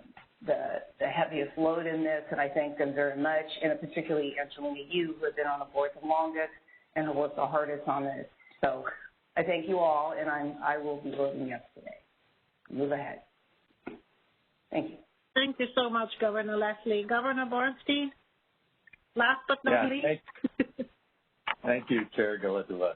I want to echo Jan's and Mary's comments on the extensive work that went into this, and I know how hard it is, and I am going to support it. This is a package, and there's a lot of great stuff in here, and including, by the way, the market monitoring. I think the role on the DMM and the MSC, the greater involvement in the MSC, are both really great steps. I'm still not, in agreement on the governing body market expert, but I'm not going to. I realize that this is a whole package. I do think that it would be great if the EIM entities would really tap the MSC and DMM more. I have just been really impressed with the work both do, with the really independent work that both do. That, you make arguments and they really think about them and they don't have an axe to grind. They are weighing them. They are not trying to come out for one entity or another. And I've seen, them change their opinion. And so I think they're great organizations, and I hope that in the long run we can all rely on them. And I hope we won't go the direction of saying, well, we need our expert and you can have your expert. So I will say that, and now I will let that go. I do think DMM and MSC are tremendous strengths of this organization and ones that EIM could tap to a greater extent. But great work by the GRC. Lots of, I know it took a lot of work to hammer out. And, of course, we're not allowed to talk about Part 2, but there's a lot more work to do to hammer out. But I think this is a great package, and I'm going to vote for it. Thank you very much. Yes, this is a consensus package, and moving forward for the benefit of the greater market and all participants, it's important for us to approve it. So I will also be voting yes in case anybody wonders. I believe that concludes the discussion for the ISO Board of Governors, unless there are any other additional comments. We can move to the next item. Okay. Well, and that brings us to a vote. And so, as I noted earlier, we will have the governing body vote, and then we will go from there to a Board of Governors motion and vote if it is approved. So with that, let me go ahead and read the motion, and I will ask for a moving party as well as a second. Move that the EIM governing body approves the proposed changes recommended in the Governance Review Committee Part 1 Draft Final Proposal dated April 12, 2021. Do I have a motion? So moved. This is Val. That was Val. And second? Anita. Thank you, Anita. And I will go in alphabetical order. Anita, your vote? Aye. Val, your vote? Aye. Rob, your vote? Yes. Carl? Yes. And John? Aye. Thank you, governing body members. The vote is 5-0 from the governing body. And with that, let me move to the Board of Governors, and I will read a basically identical motion. Move that the ISO Board of Governors approves the proposed changes recommended in the Governance Review Committee Part 1 Draft Final Proposal dated April 12, 2021. And do I have a motion, please? So moved. So moved. Severin is moved. And second? Second. Mary is second. Thank you. And with Governor Bogwat not here in alphabetical order, we'll start with you, Governor Bornstein. Severin, your vote? Aye. Angelina? Aye. Mary? Aye. And Jan? Aye. Thank you, Governors. With your vote of 4-0, the motion for the Board of Governors passes. And so we have approved the motion. Thank you. Okay. Congratulations, everyone. Yeah, congratulations. This is John. Good work from everybody. Thanks to the Board of Governors and the governing body and GRC. Well done. Thank you, everybody. So is the meeting concluded? Is that what you're saying, right? Yes. I'm sorry. Okay. Let me be more clear. Yes. We may recess, and at 3 o'clock we have general session for the EIM governing body. Okay, we stay logged in for the governing body meeting? I believe that's correct. Stacy, can you Yes, that is confirm correct. that? Just the board members may drop off unless they'd like to join as a guest of the governing body meeting. They're always welcome. Okay, we'll see you at 3. Thank you. Thank you all. Thanks for inviting us. Thanks. Bye. Hello, everybody, and welcome back. Welcome to the general session for the EIM governing body. And let me start out, and considering we took the break, I will go ahead and take roll call for the governing body. Chair Prescott? I'm here. Vice Chair Decker? Here. Member Fong? Here. Member Linville? Here. Member Convioka? Here. Excellent. Welcome, everyone. And while I have the mic, let me just go ahead and state that we will have general public comment at this point, to the extent that there is public comment from for items not on the agenda for today's general session. Operator, can you check if there's any public comment, please? As we move to this portion of public comments, please press #2 on your telephone keypad to enter the queue. You'll hear a notification when your line is unmuted. At that time, then please state your name, your affiliation, and then your comment. Once again, pressing #2 will indicate that you wish to make a comment.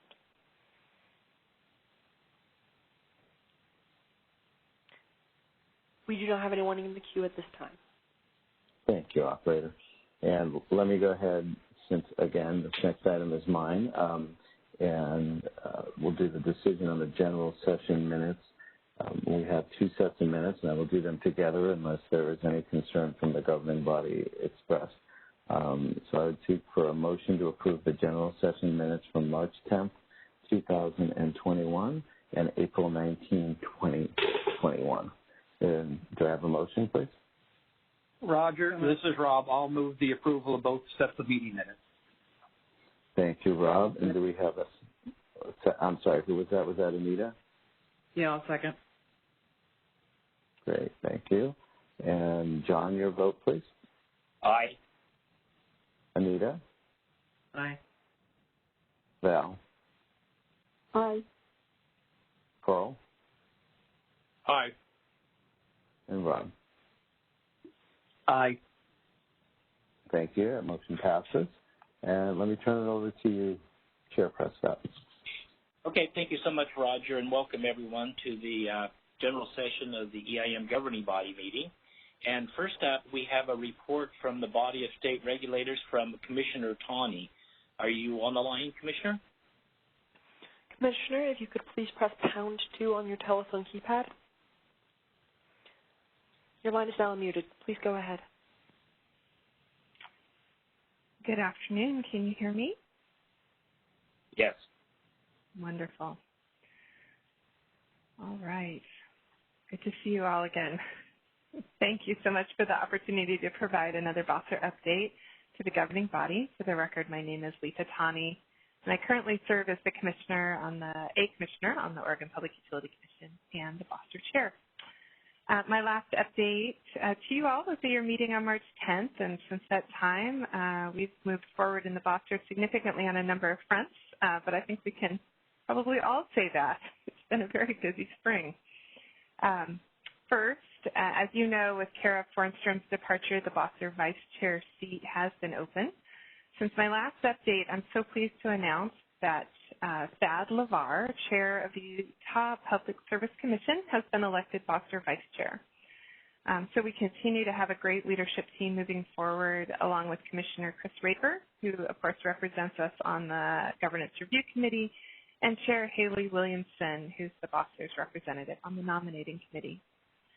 I'm also really pleased to announce that Michael Robinson, Deputy Chair of the Wyoming Public Service Commission, joined the BOSSER as the representative from Wyoming. So it's great to have Wyoming engaged again in the BOSSER discussions.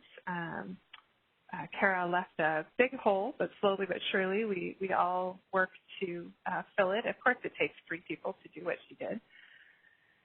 Finally, as you all know, the Public Service Company of New Mexico went live with the EIM on April 1 and is now participating in the EIM. So I'm really pleased to announce that Cynthia Hall, Commissioner of the New Mexico Public Regulation Commission, is an official BOSSER member.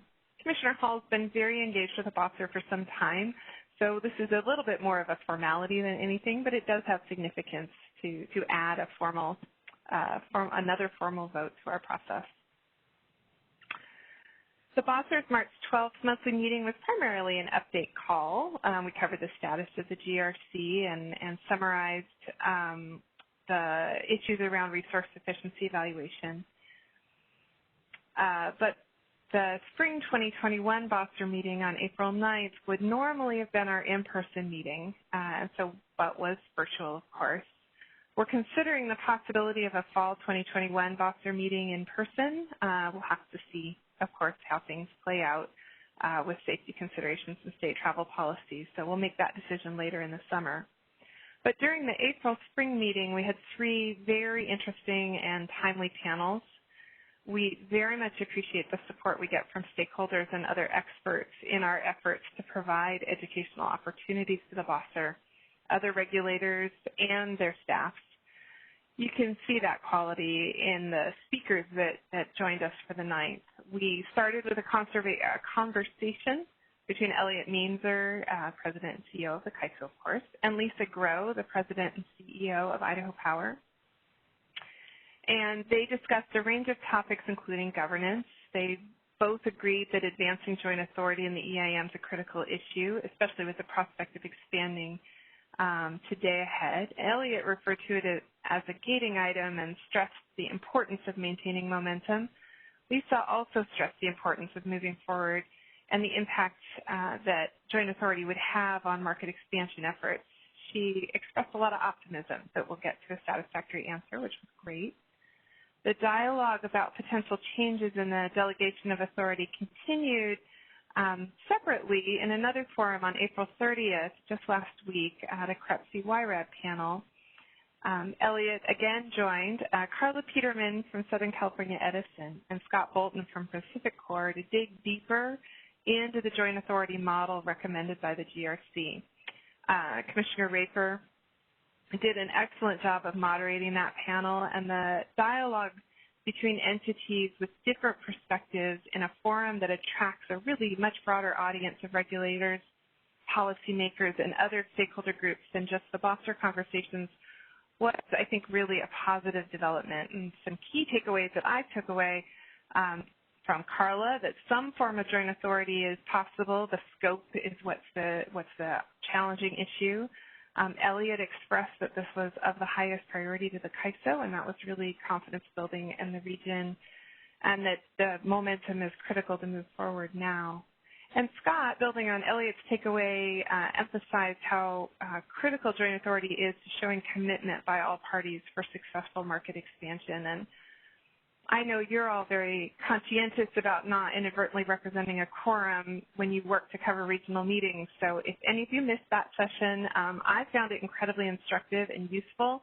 And it's posted as a recording on the WEAV website. It's a good listen while you're working out or doing the dishes or whatever it is that you would normally listen to a podcast. It's an excellent listen. Really productive conversation, I thought. Switching back to our spring meeting, we delved then much more deeply into the EIM resource efficiency evaluation as it's currently designed and implemented. and really trying to set the groundwork for future changes and the continued dialogue. As you know, that's a live, very live issue right now. We had 3 industry experts bring forward the value proposition of the EIM and the key role that resource sufficiency plays in really maintaining reliability and equity in the EIM. It gave us a good foundation for moving forward.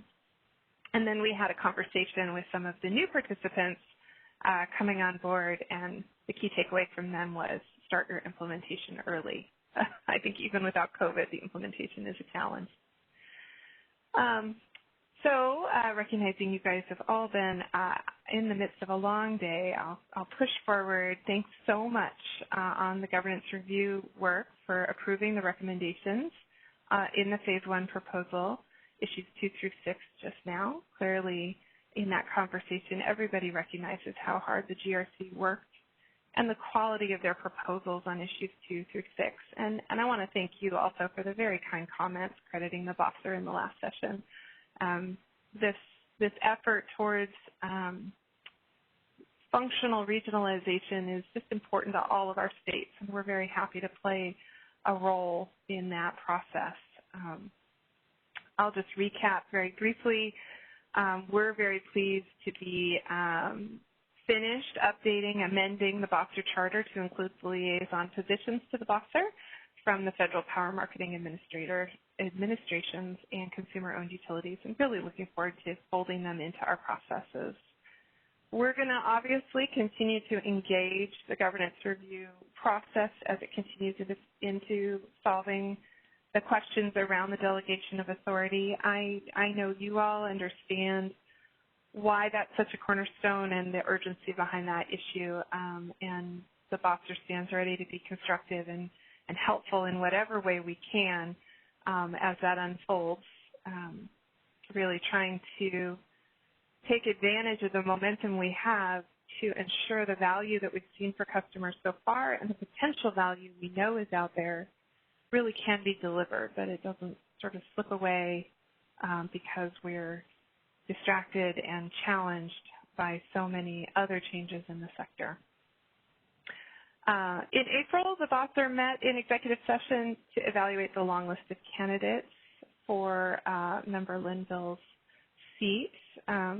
We have so appreciated Member Linville's engagement and expertise and thoughtful work on the governing body, both as chair and just as a member. And so we are sorry to see him leave his seat, but working hard to find a good replacement with the rest of the nominating committee. We provided our feedback to Chair Williamson, and we'll meet again this month to evaluate the short list of candidates that she comes back with. And those sessions are closed to the public because we're discussing confidential information, but we are trying to be more structured and open and post our meetings in a more consistent manner. Just really trying to practice open meeting habits in the best way possible. And then last, unless something emergent arises, and who knows with this market, the May monthly BOSSer meeting will likely be canceled. Everyone will have a Friday morning hour back, in which case our next monthly meeting will be June 11th, and we'll put more information again on our BOSSer meeting page closer to that date. If you have any questions, I'm happy to address them, or as always, my door is open if anyone wants to talk at any time. Well, thank you so much for those comments, Commissioner Tawney. I welcome Commissioner LeVar to BOSSer leadership. I had a chance to meet him and chat with him, so I'm excited about that. I was able to attend both the April 9th and April 30th meetings live, so that means I don't have to wash dishes with a podcast to listen to those. But I found them, like you, very informative. I really enjoyed the structure on the BOSSer panel. There's just a lot of information there, so thanks for doing that. So I would open it up to the governing body for any questions for Commissioner Tawney.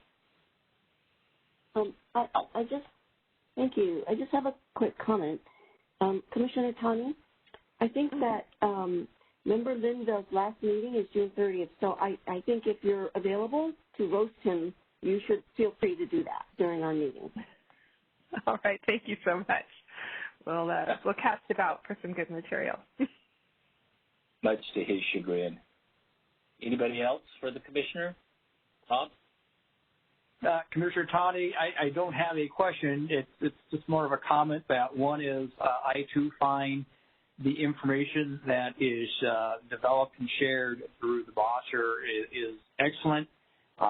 It's also informational, somewhat entertaining, educational, and I was not able to be live as Chairman Prescott was, and so I will be doing dishes the next 2 nights. It's good for you. If you need the link, then Elaine Ginocchio can email you the link so that you can listen to the recording. It is a good conversation. The speakers were in good form. Anything else? Okay, before you go, I guess we need to open it up for any public questions for the commissioner. Operator? So once again, as we move to take public comments, please press #2 on your telephone keypad to enter the queue. You'll hear a notification when your line is unmuted. At that time, please state your name and your affiliation and then your comment. So once again, pressing #2 will indicate you wish to ask a question.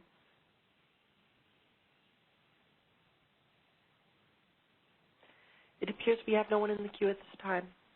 Thank you so much, and thank you, Commissioner, for your comments. Thank you. Okay, moving on to agenda item 3, we have a briefing on EIM implementations. Khalid, are you on? Yes, I'm on. Can you hear me? Yes, we can. All right. Yes. Good afternoon, Chair Prescott and members of the governing body. A quick update on the implementation and how things are going in the EIM. If we go to the next slide, please. So the first is the EIMs that went live this spring, and we have including bank, TID, and LA and Public Service Company of New Mexico. We are waiting on the go live for the Northwestern Energy, which is planned for the June 16. And we are on track for this one. And next week we will be filing the readiness, the first filing for the readiness criteria, which designates or starts the 30-day window before the go live. So everything seems to be moving on track, and we are excited to get Northwestern as well as part of the this year. So that will conclude 5 EIM entities that we did for this year. And I will give you also a little bit of kind of overview of how things are going with the new EIM entity. But before that, I wanted to also mention that we are also working very diligently with the what we call them now the new onboarding EIMs, Avesta, DPA, Tacoma, Tucson, and Excel. Things are looking very good, and we will be able to meet our milestones. So far, so good. There are certain challenges that it doesn't go all the way to anything that I want to report here in terms of showstopper or the regular stuff that we have seen before with other EIMs, answering questions, and the teams are working really very well in this regard. And then the last bullets are basically what is coming in 2023 for Evangrid and El Paso, as you know. Next slide, please.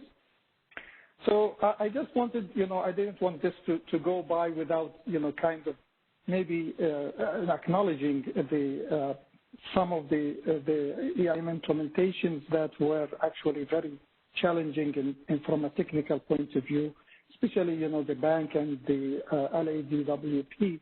Those were kind of a little bit different flavor from any other EIMs that we have done. And especially bank, as you know, they have multiple members, And we had to do for the first time full network model promotion along with the EIM cutover. So that was very challenging, but I think it went very well and a very smooth outcome and positive outcome for that. Each member of the bank, balancing area has a separate load forecast, calculate the losses, the base loads, and, there is also this challenge between, the two control centers between SMUD and WASM, and there was a new feature that we had to develop to allow that communication between the two centers. So it was one of the, kind of very, very distinct. And we are using this and leveraging this concept also to build for the PSCO, Excel Energy implementation. We are also building or taking most of those items that we leverage from the bank implementation also for that. LEW, there was a lot of challenges in splitting of the Glendale and Burbank because they are not in the EIM yet. And, the high voltage DC modeling and the constraints there were very technically very challenging, but we made it. And then there was also special type of constraints related to the pump storage, Castix pump storage for the LADW. That was also very interesting and challenging, but all of this was implemented. Next slide. In terms of performance, Guillermo, our director for market performance, is going to go through the performance in a more detailed fashion, but I just wanted to say that things looks, in general, overall, the excellent passing rate of tests and the overall prices and the settlements seems to be, very reasonable with looking at the initial results. We do have some cases that we had to do some price correction, and this is following the normal process of price correction. It will be picked up, and the normal process, as I said, T-70 business process statements will pick up those corrected prices. In terms of what are the major challenges that we have seen after the go live, there was some challenges related to the historical load forecast that we have collected before the go live. We find out that there is some non-conforming load that needs to be taken out from that history. So we have to repeat that in order to get a more accurate load forecast for some for an EIM entity. There was investigation that we had to work with the EIMs about some of the ACE events that we see that increase in ACE or short or long. So we had to do this, and our analysis team did a wonderful job in finding out the root causes and remedy them. There was also reported UI, the display that the EIM grid operators uses. There was reported some performance issues, slowness in the displays, and sometimes freezing of that, and that was a result of the increased volume. But we were able to remedy that as well by scaling up our platform to include more instances that will enable us to have more and more capability for more users. There was also identified software defects that we were able to fix and deploy. As a matter of fact, this week we deployed even major, or let's say a release that has many fixes. So most of the ones that at least we know about, it's all fixed now and it's in production. With the next slide, please. This one, just to give you an idea about the onboarding that we are doing for the new EIMs. We have also two buckets. One is Vista, Tacoma, and PPA on the upper track, which will be starting, in June. We will start doing the joint integration testing, followed by day in life, and then followed by the market simulation, and leading to start of parallel operation in December of this year, and then go live in March of 2022. So this will be a little bit earlier than normal. We will go March 2nd for the go live, and the second wave will be Telsan and PSCO, where the joint integration is going to start by around September timeframe, day in the live market simulation and parallel operation, which will go live April 1st. So that's the normal time for the go live. With that, I'm going to stop here so that we can have more time for Greg also to give you more information about the benefits and how things are going in more detail. If there is any question, I'm happy to take it now. Thanks. Okay, thank you, Khaled. I appreciate that report, especially the way you gave us a little bit of information about some uniqueness of each of those participants joining. I'm sure that it's not cookie cutter and everything is, customized. So thanks for that. And I guess we need to make sure that we welcome Bank and WAPA, even though this is Bank's second round, but certainly Turlock, LADWP, and Public Service Company New Mexico. Welcome aboard. Glad it went well. And I'm sure that when it comes to mid-June, that Northwestern will have the same ease and cutover with all the expert support you guys give them. So thanks for that. The governing body, any questions for Khaled? Okay. Guess we got everything answered. So we will open up the line, operator, to see if there's any. Bob maybe has a question. Hey, John, I was slow in responding. Oh, I'm sorry, Rob. I was looking down. Go ahead. Yeah, no, I was slow in raising my hand. Khaled, I've got two fairly straightforward questions. On the modeling for LADWP, was the modeling for their DC sort of a system-wide issue on the modeling, or was it just part of their DC system that was creating a modeling issue? Yeah, so I would say that just we had to remodel the HV DC model that we have. Initially, we had it before LA. It was like modeled as two shares, one for California ISO balancing area, another one for LA. Now, when LA joins, so now we have to model it as California, LA, and the non-EIM area, which includes Glendale and Burbank. So we had to split it into three. We had also a feature for the real-time loss payback, which was an after the fact. So we had also to develop a feature for that to be part of the real-time rather than after. So it added new features to the market to deal with this special equipment that we have in the model. But there is no issues. It's just a matter of adding more complexity. That's what makes it a little bit different flavor. Yes.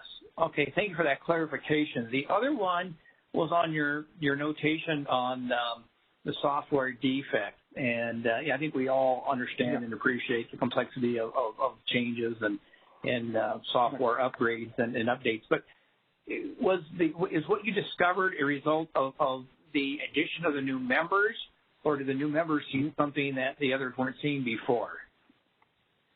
Yeah, there was, each member, when they bring the resources, each resource, or category of resources, sometimes we find that it is, it's different from most of the other fleet in terms of the characteristics. For example, TID, for example, they had some resources with a very short startup time that unmasked, or I would say unmasked or exposed, if something that was existing there, but it was not exposed before because most of the characteristics and the parameters of the units were not, were not exposing the defect.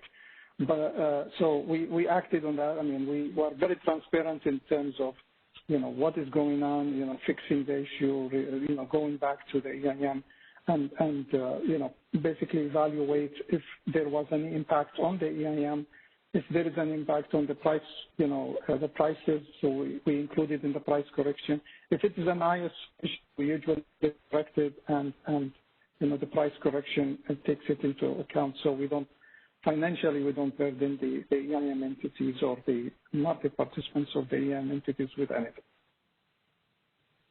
Thank you. I think it's interesting that each of these new members have such unique topology that new things are uncovered, and I think that goes to covering and communicating how complex the system really is. And as I think John said before, it's not cookie cutter. So thank you. Yes. Thank you. Thank you. Anything else from the governing body? Okay, so operator, could you open it up for any questions that might have for Kelly? Absolutely. Just a reminder to press #2 on your telephone keypad to enter the comments queue. You'll hear a notification when your line is unmuted. At that time, then please state your name, your affiliation, and then your comment.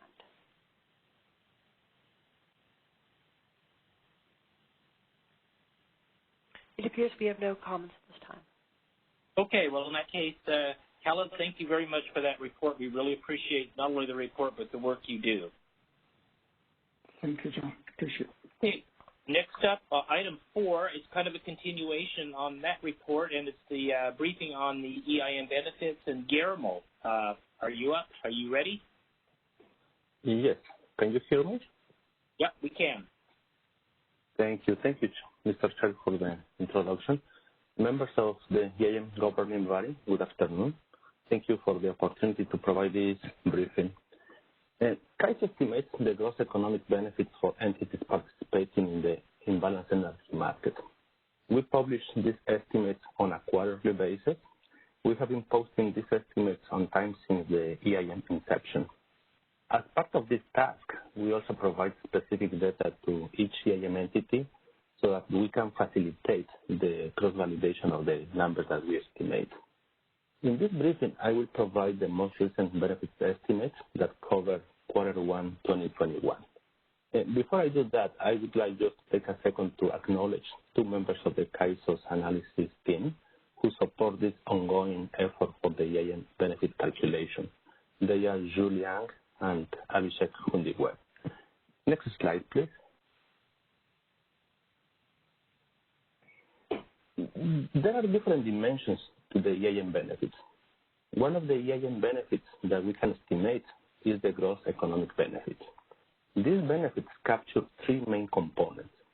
1, more efficient dispatch among areas and also within each area. Reduce renewable energy curtailment and also reduce flexibility reserves needed in each balancing area. The EIM economic benefits continue to accrue with Q1 totaling $101 million. That is only Q1 2021, which makes a total cumulative since the EIM inception of $1.28 billion. Q1 benefits are quite high. You can see it's $100 million for this time of the year. We may see similar levels in the summer, but for this time of the year it's quite high. The main reason for this level of benefits is the high energy prices experienced in the mid-February timeframe when we observe record high gas prices. Also, we have 2 new EIM entities joining at the end of March. They were Bank and TID. And given the short period that they would cover for the Q1, the benefits associated with these 2 entities are not included in this briefing. They will be naturally included as part of the Q2 2021 benefits. Next slide, please.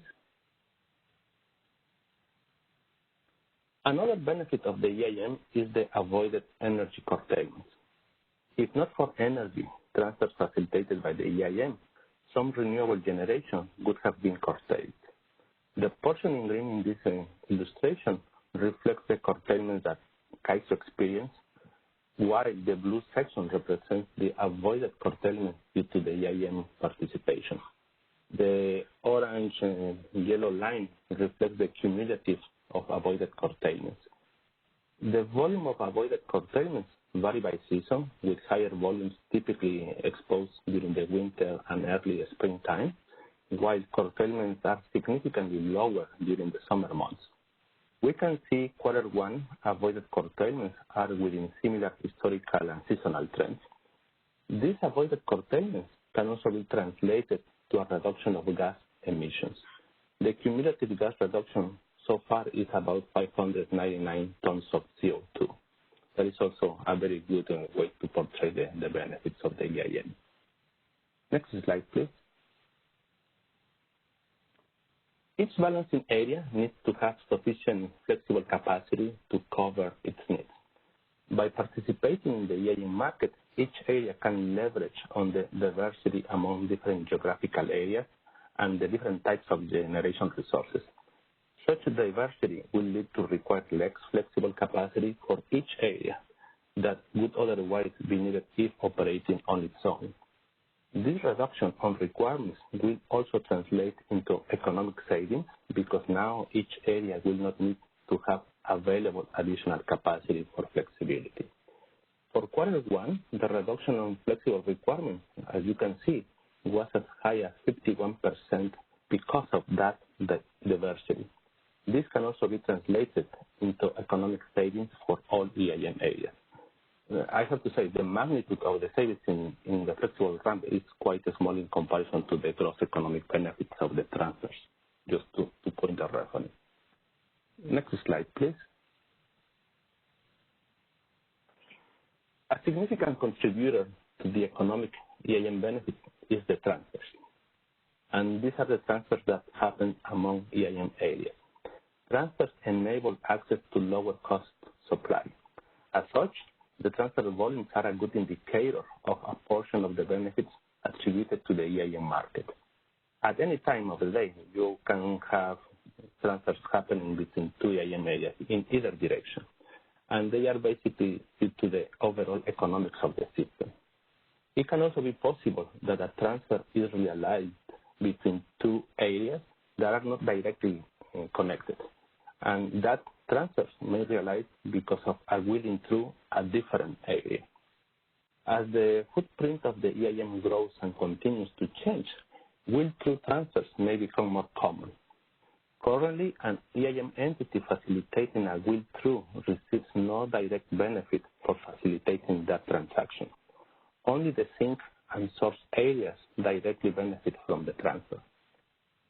Generally, the volume of wheels-through for each area is smaller than the overall volume of imports and exports transactions.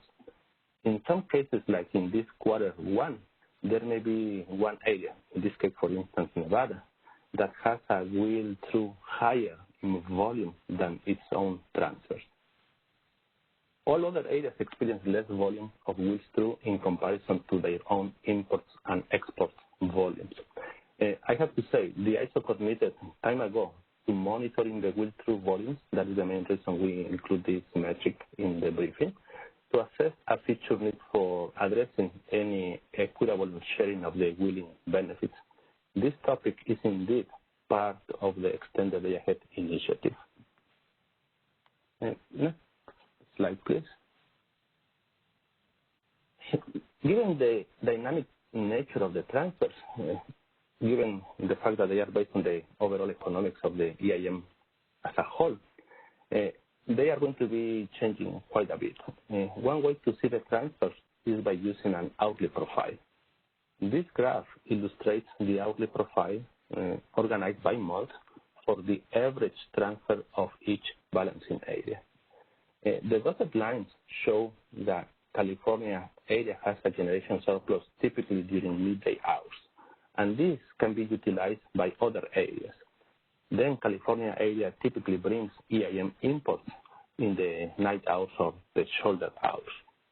These trends showcase the advantage of having a joint dispatch and the leveraging of the diversity of generation and system conditions across the whole EIM footprint. Next slide, please. The second main component for the benefits is prices. Prices reflect the overall system conditions of the power balance between supply and demand. EIM prices in quarter one were generally stable and in the low range. This is the time of the year when prices continue to be low, when you experience the highest prices during the summer time frame. In this illustration, each bar represents the monthly average price for each EIM area. As a reference, we have also included sometimes the indices from external hubs. And these are here shown with horizontal lines, one for each of the three proxy prices that we use, MIT in the north and Palo Verde and MIT in the southwest. Just to give you a reference, a relative reference between EIM prices and these index external hubs. Prices, as you can see in both January and March, were on average fairly stable and under $30. However, prices for some of the southwest areas increased in February quite a bit when we observe record high gas prices. As a reference, typical prices can be well under $10. Typically, we can see prices in the range of $3 to $5 per MMBTU. Well, in mid-February, gas prices exceeded the $100 per MMBTU. Naturally, electric prices will be impacted and reflect such a gas dynamic. Indeed, as you can see in this horizontal line, you can see that external prices also reflected that gas dynamic. So everything aligns in terms of the prices and the conditions that we observed in mid-February. Next slide, please. This is a different trend of prices showing the hourly profile per month. In addition to higher prices observed in February, we can see the typical dot curve at different levels across the different EIM areas, with higher prices during the morning and evening peaks and lower prices in the midday hours. This is a natural reflection of the condition of the power balance, supply and demand through the EIM footprint. Next slide, please. Okay, let me give you some background here. In the March EIM governing body meeting, there was a discussion about the need to provide more information on the resource sufficiency evaluation. At that time, CAISO committed to two things. The first one, to have additional analysis and answer pending questions about the conditions for the CAISO sufficiency test back in the summer heat event. We had a workshop on March 30th to address these questions, and we plan to continue discussing and providing more analysis as needed. We are still with some discussions and more analysis to come on that. The second action was to increase the transparency on the outcomes of the resource sufficiency test across the EIM areas.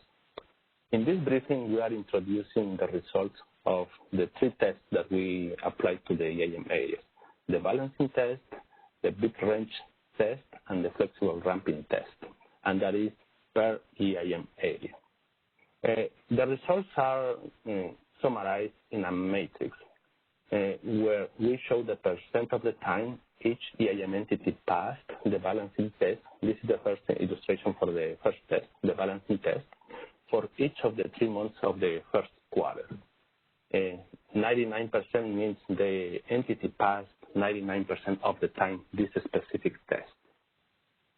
The balancing test evaluates that the hourly base supply made available by each entity is sufficient to meet the load forecast within certain tolerance. We have a tolerance of 1%. EIM entities may fail the test when they are on oversupply or undersupply conditions. It could be in either direction.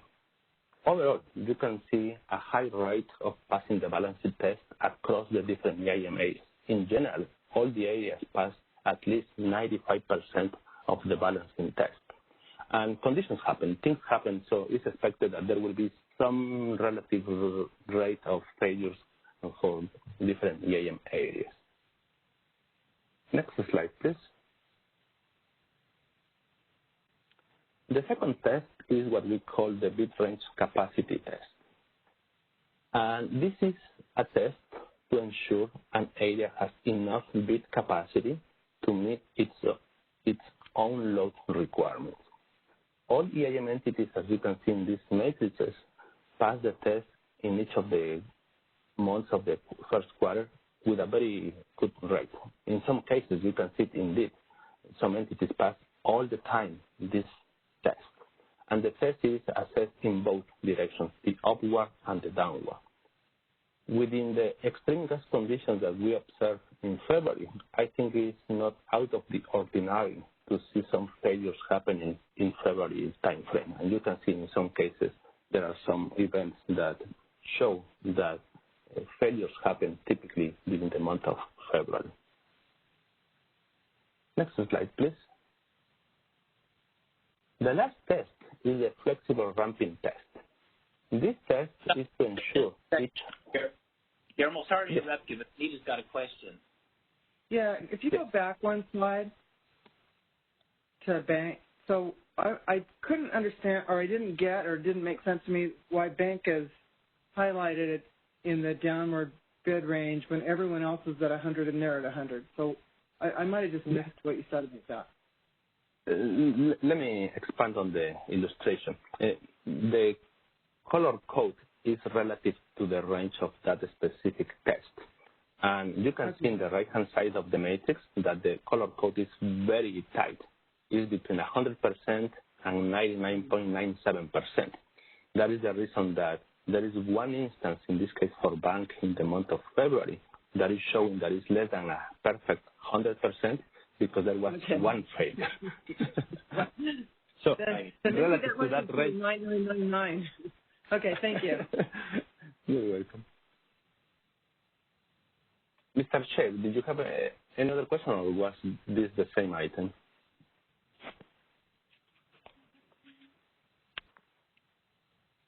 Okay.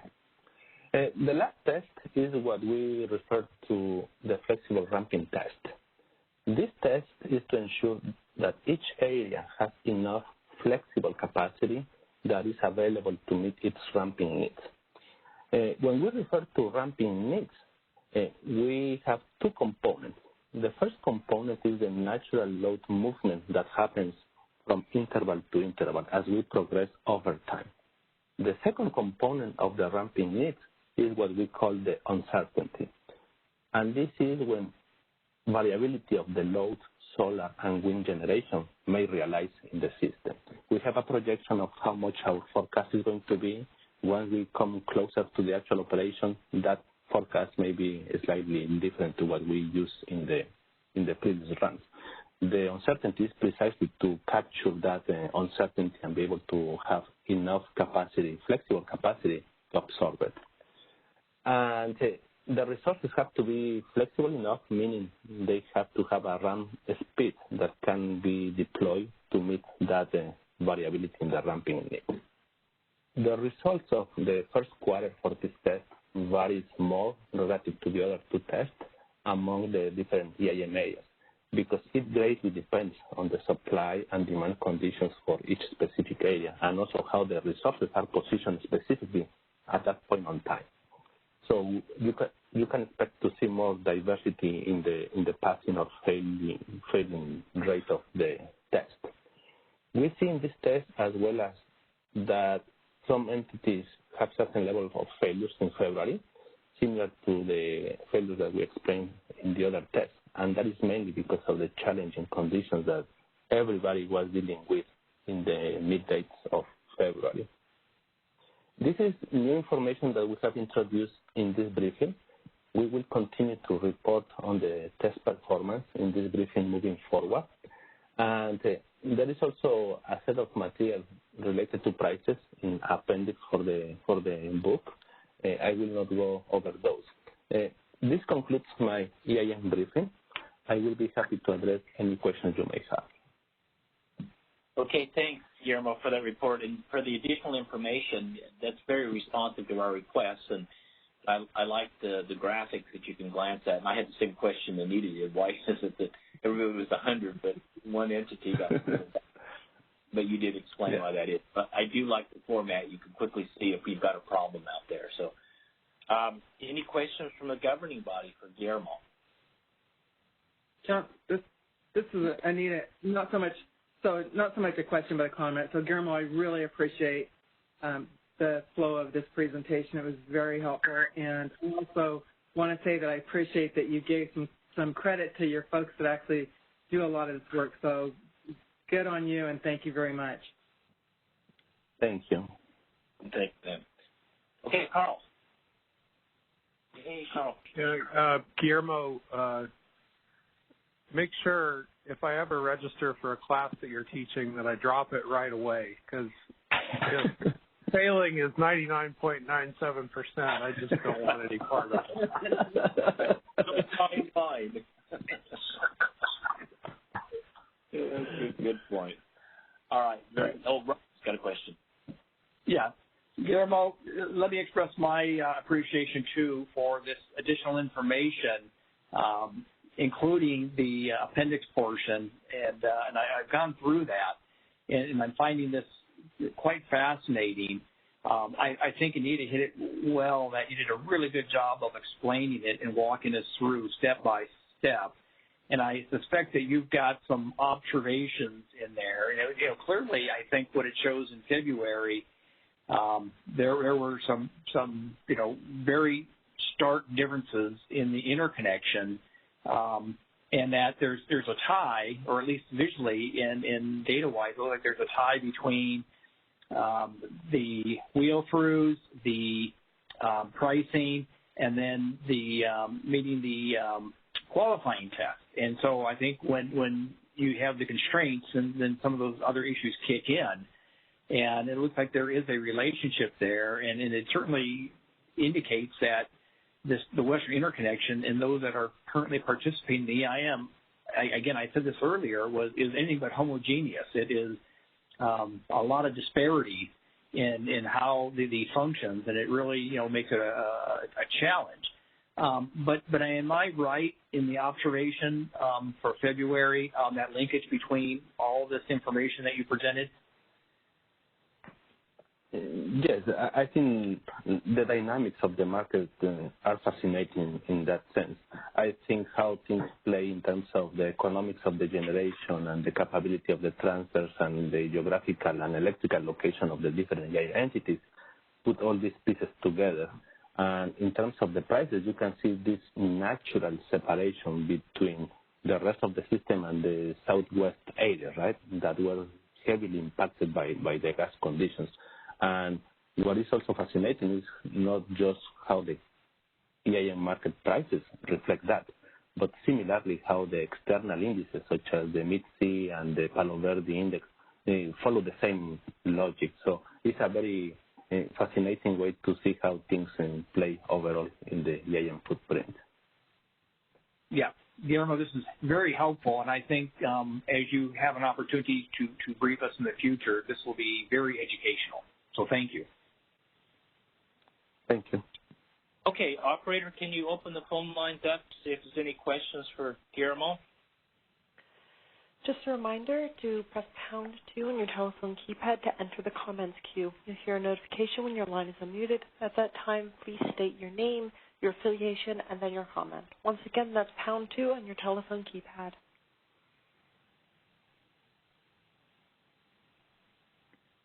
It appears there are no comments in the queue. Okay, thank you very much. Thank you, Guillermo, for that presentation. Thank you for having me. Okay, next up is we just have the informational reports, which were in your board package. Are there any questions from the governing body on any of those reports?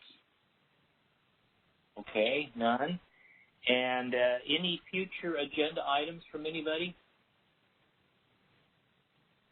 Okay, nothing heard. So with that, if there's no other business, I guess at this point we are adjourned. And thank you, everybody. Thank you, John. Thank you, John. Thank you, everyone. Thanks, everybody.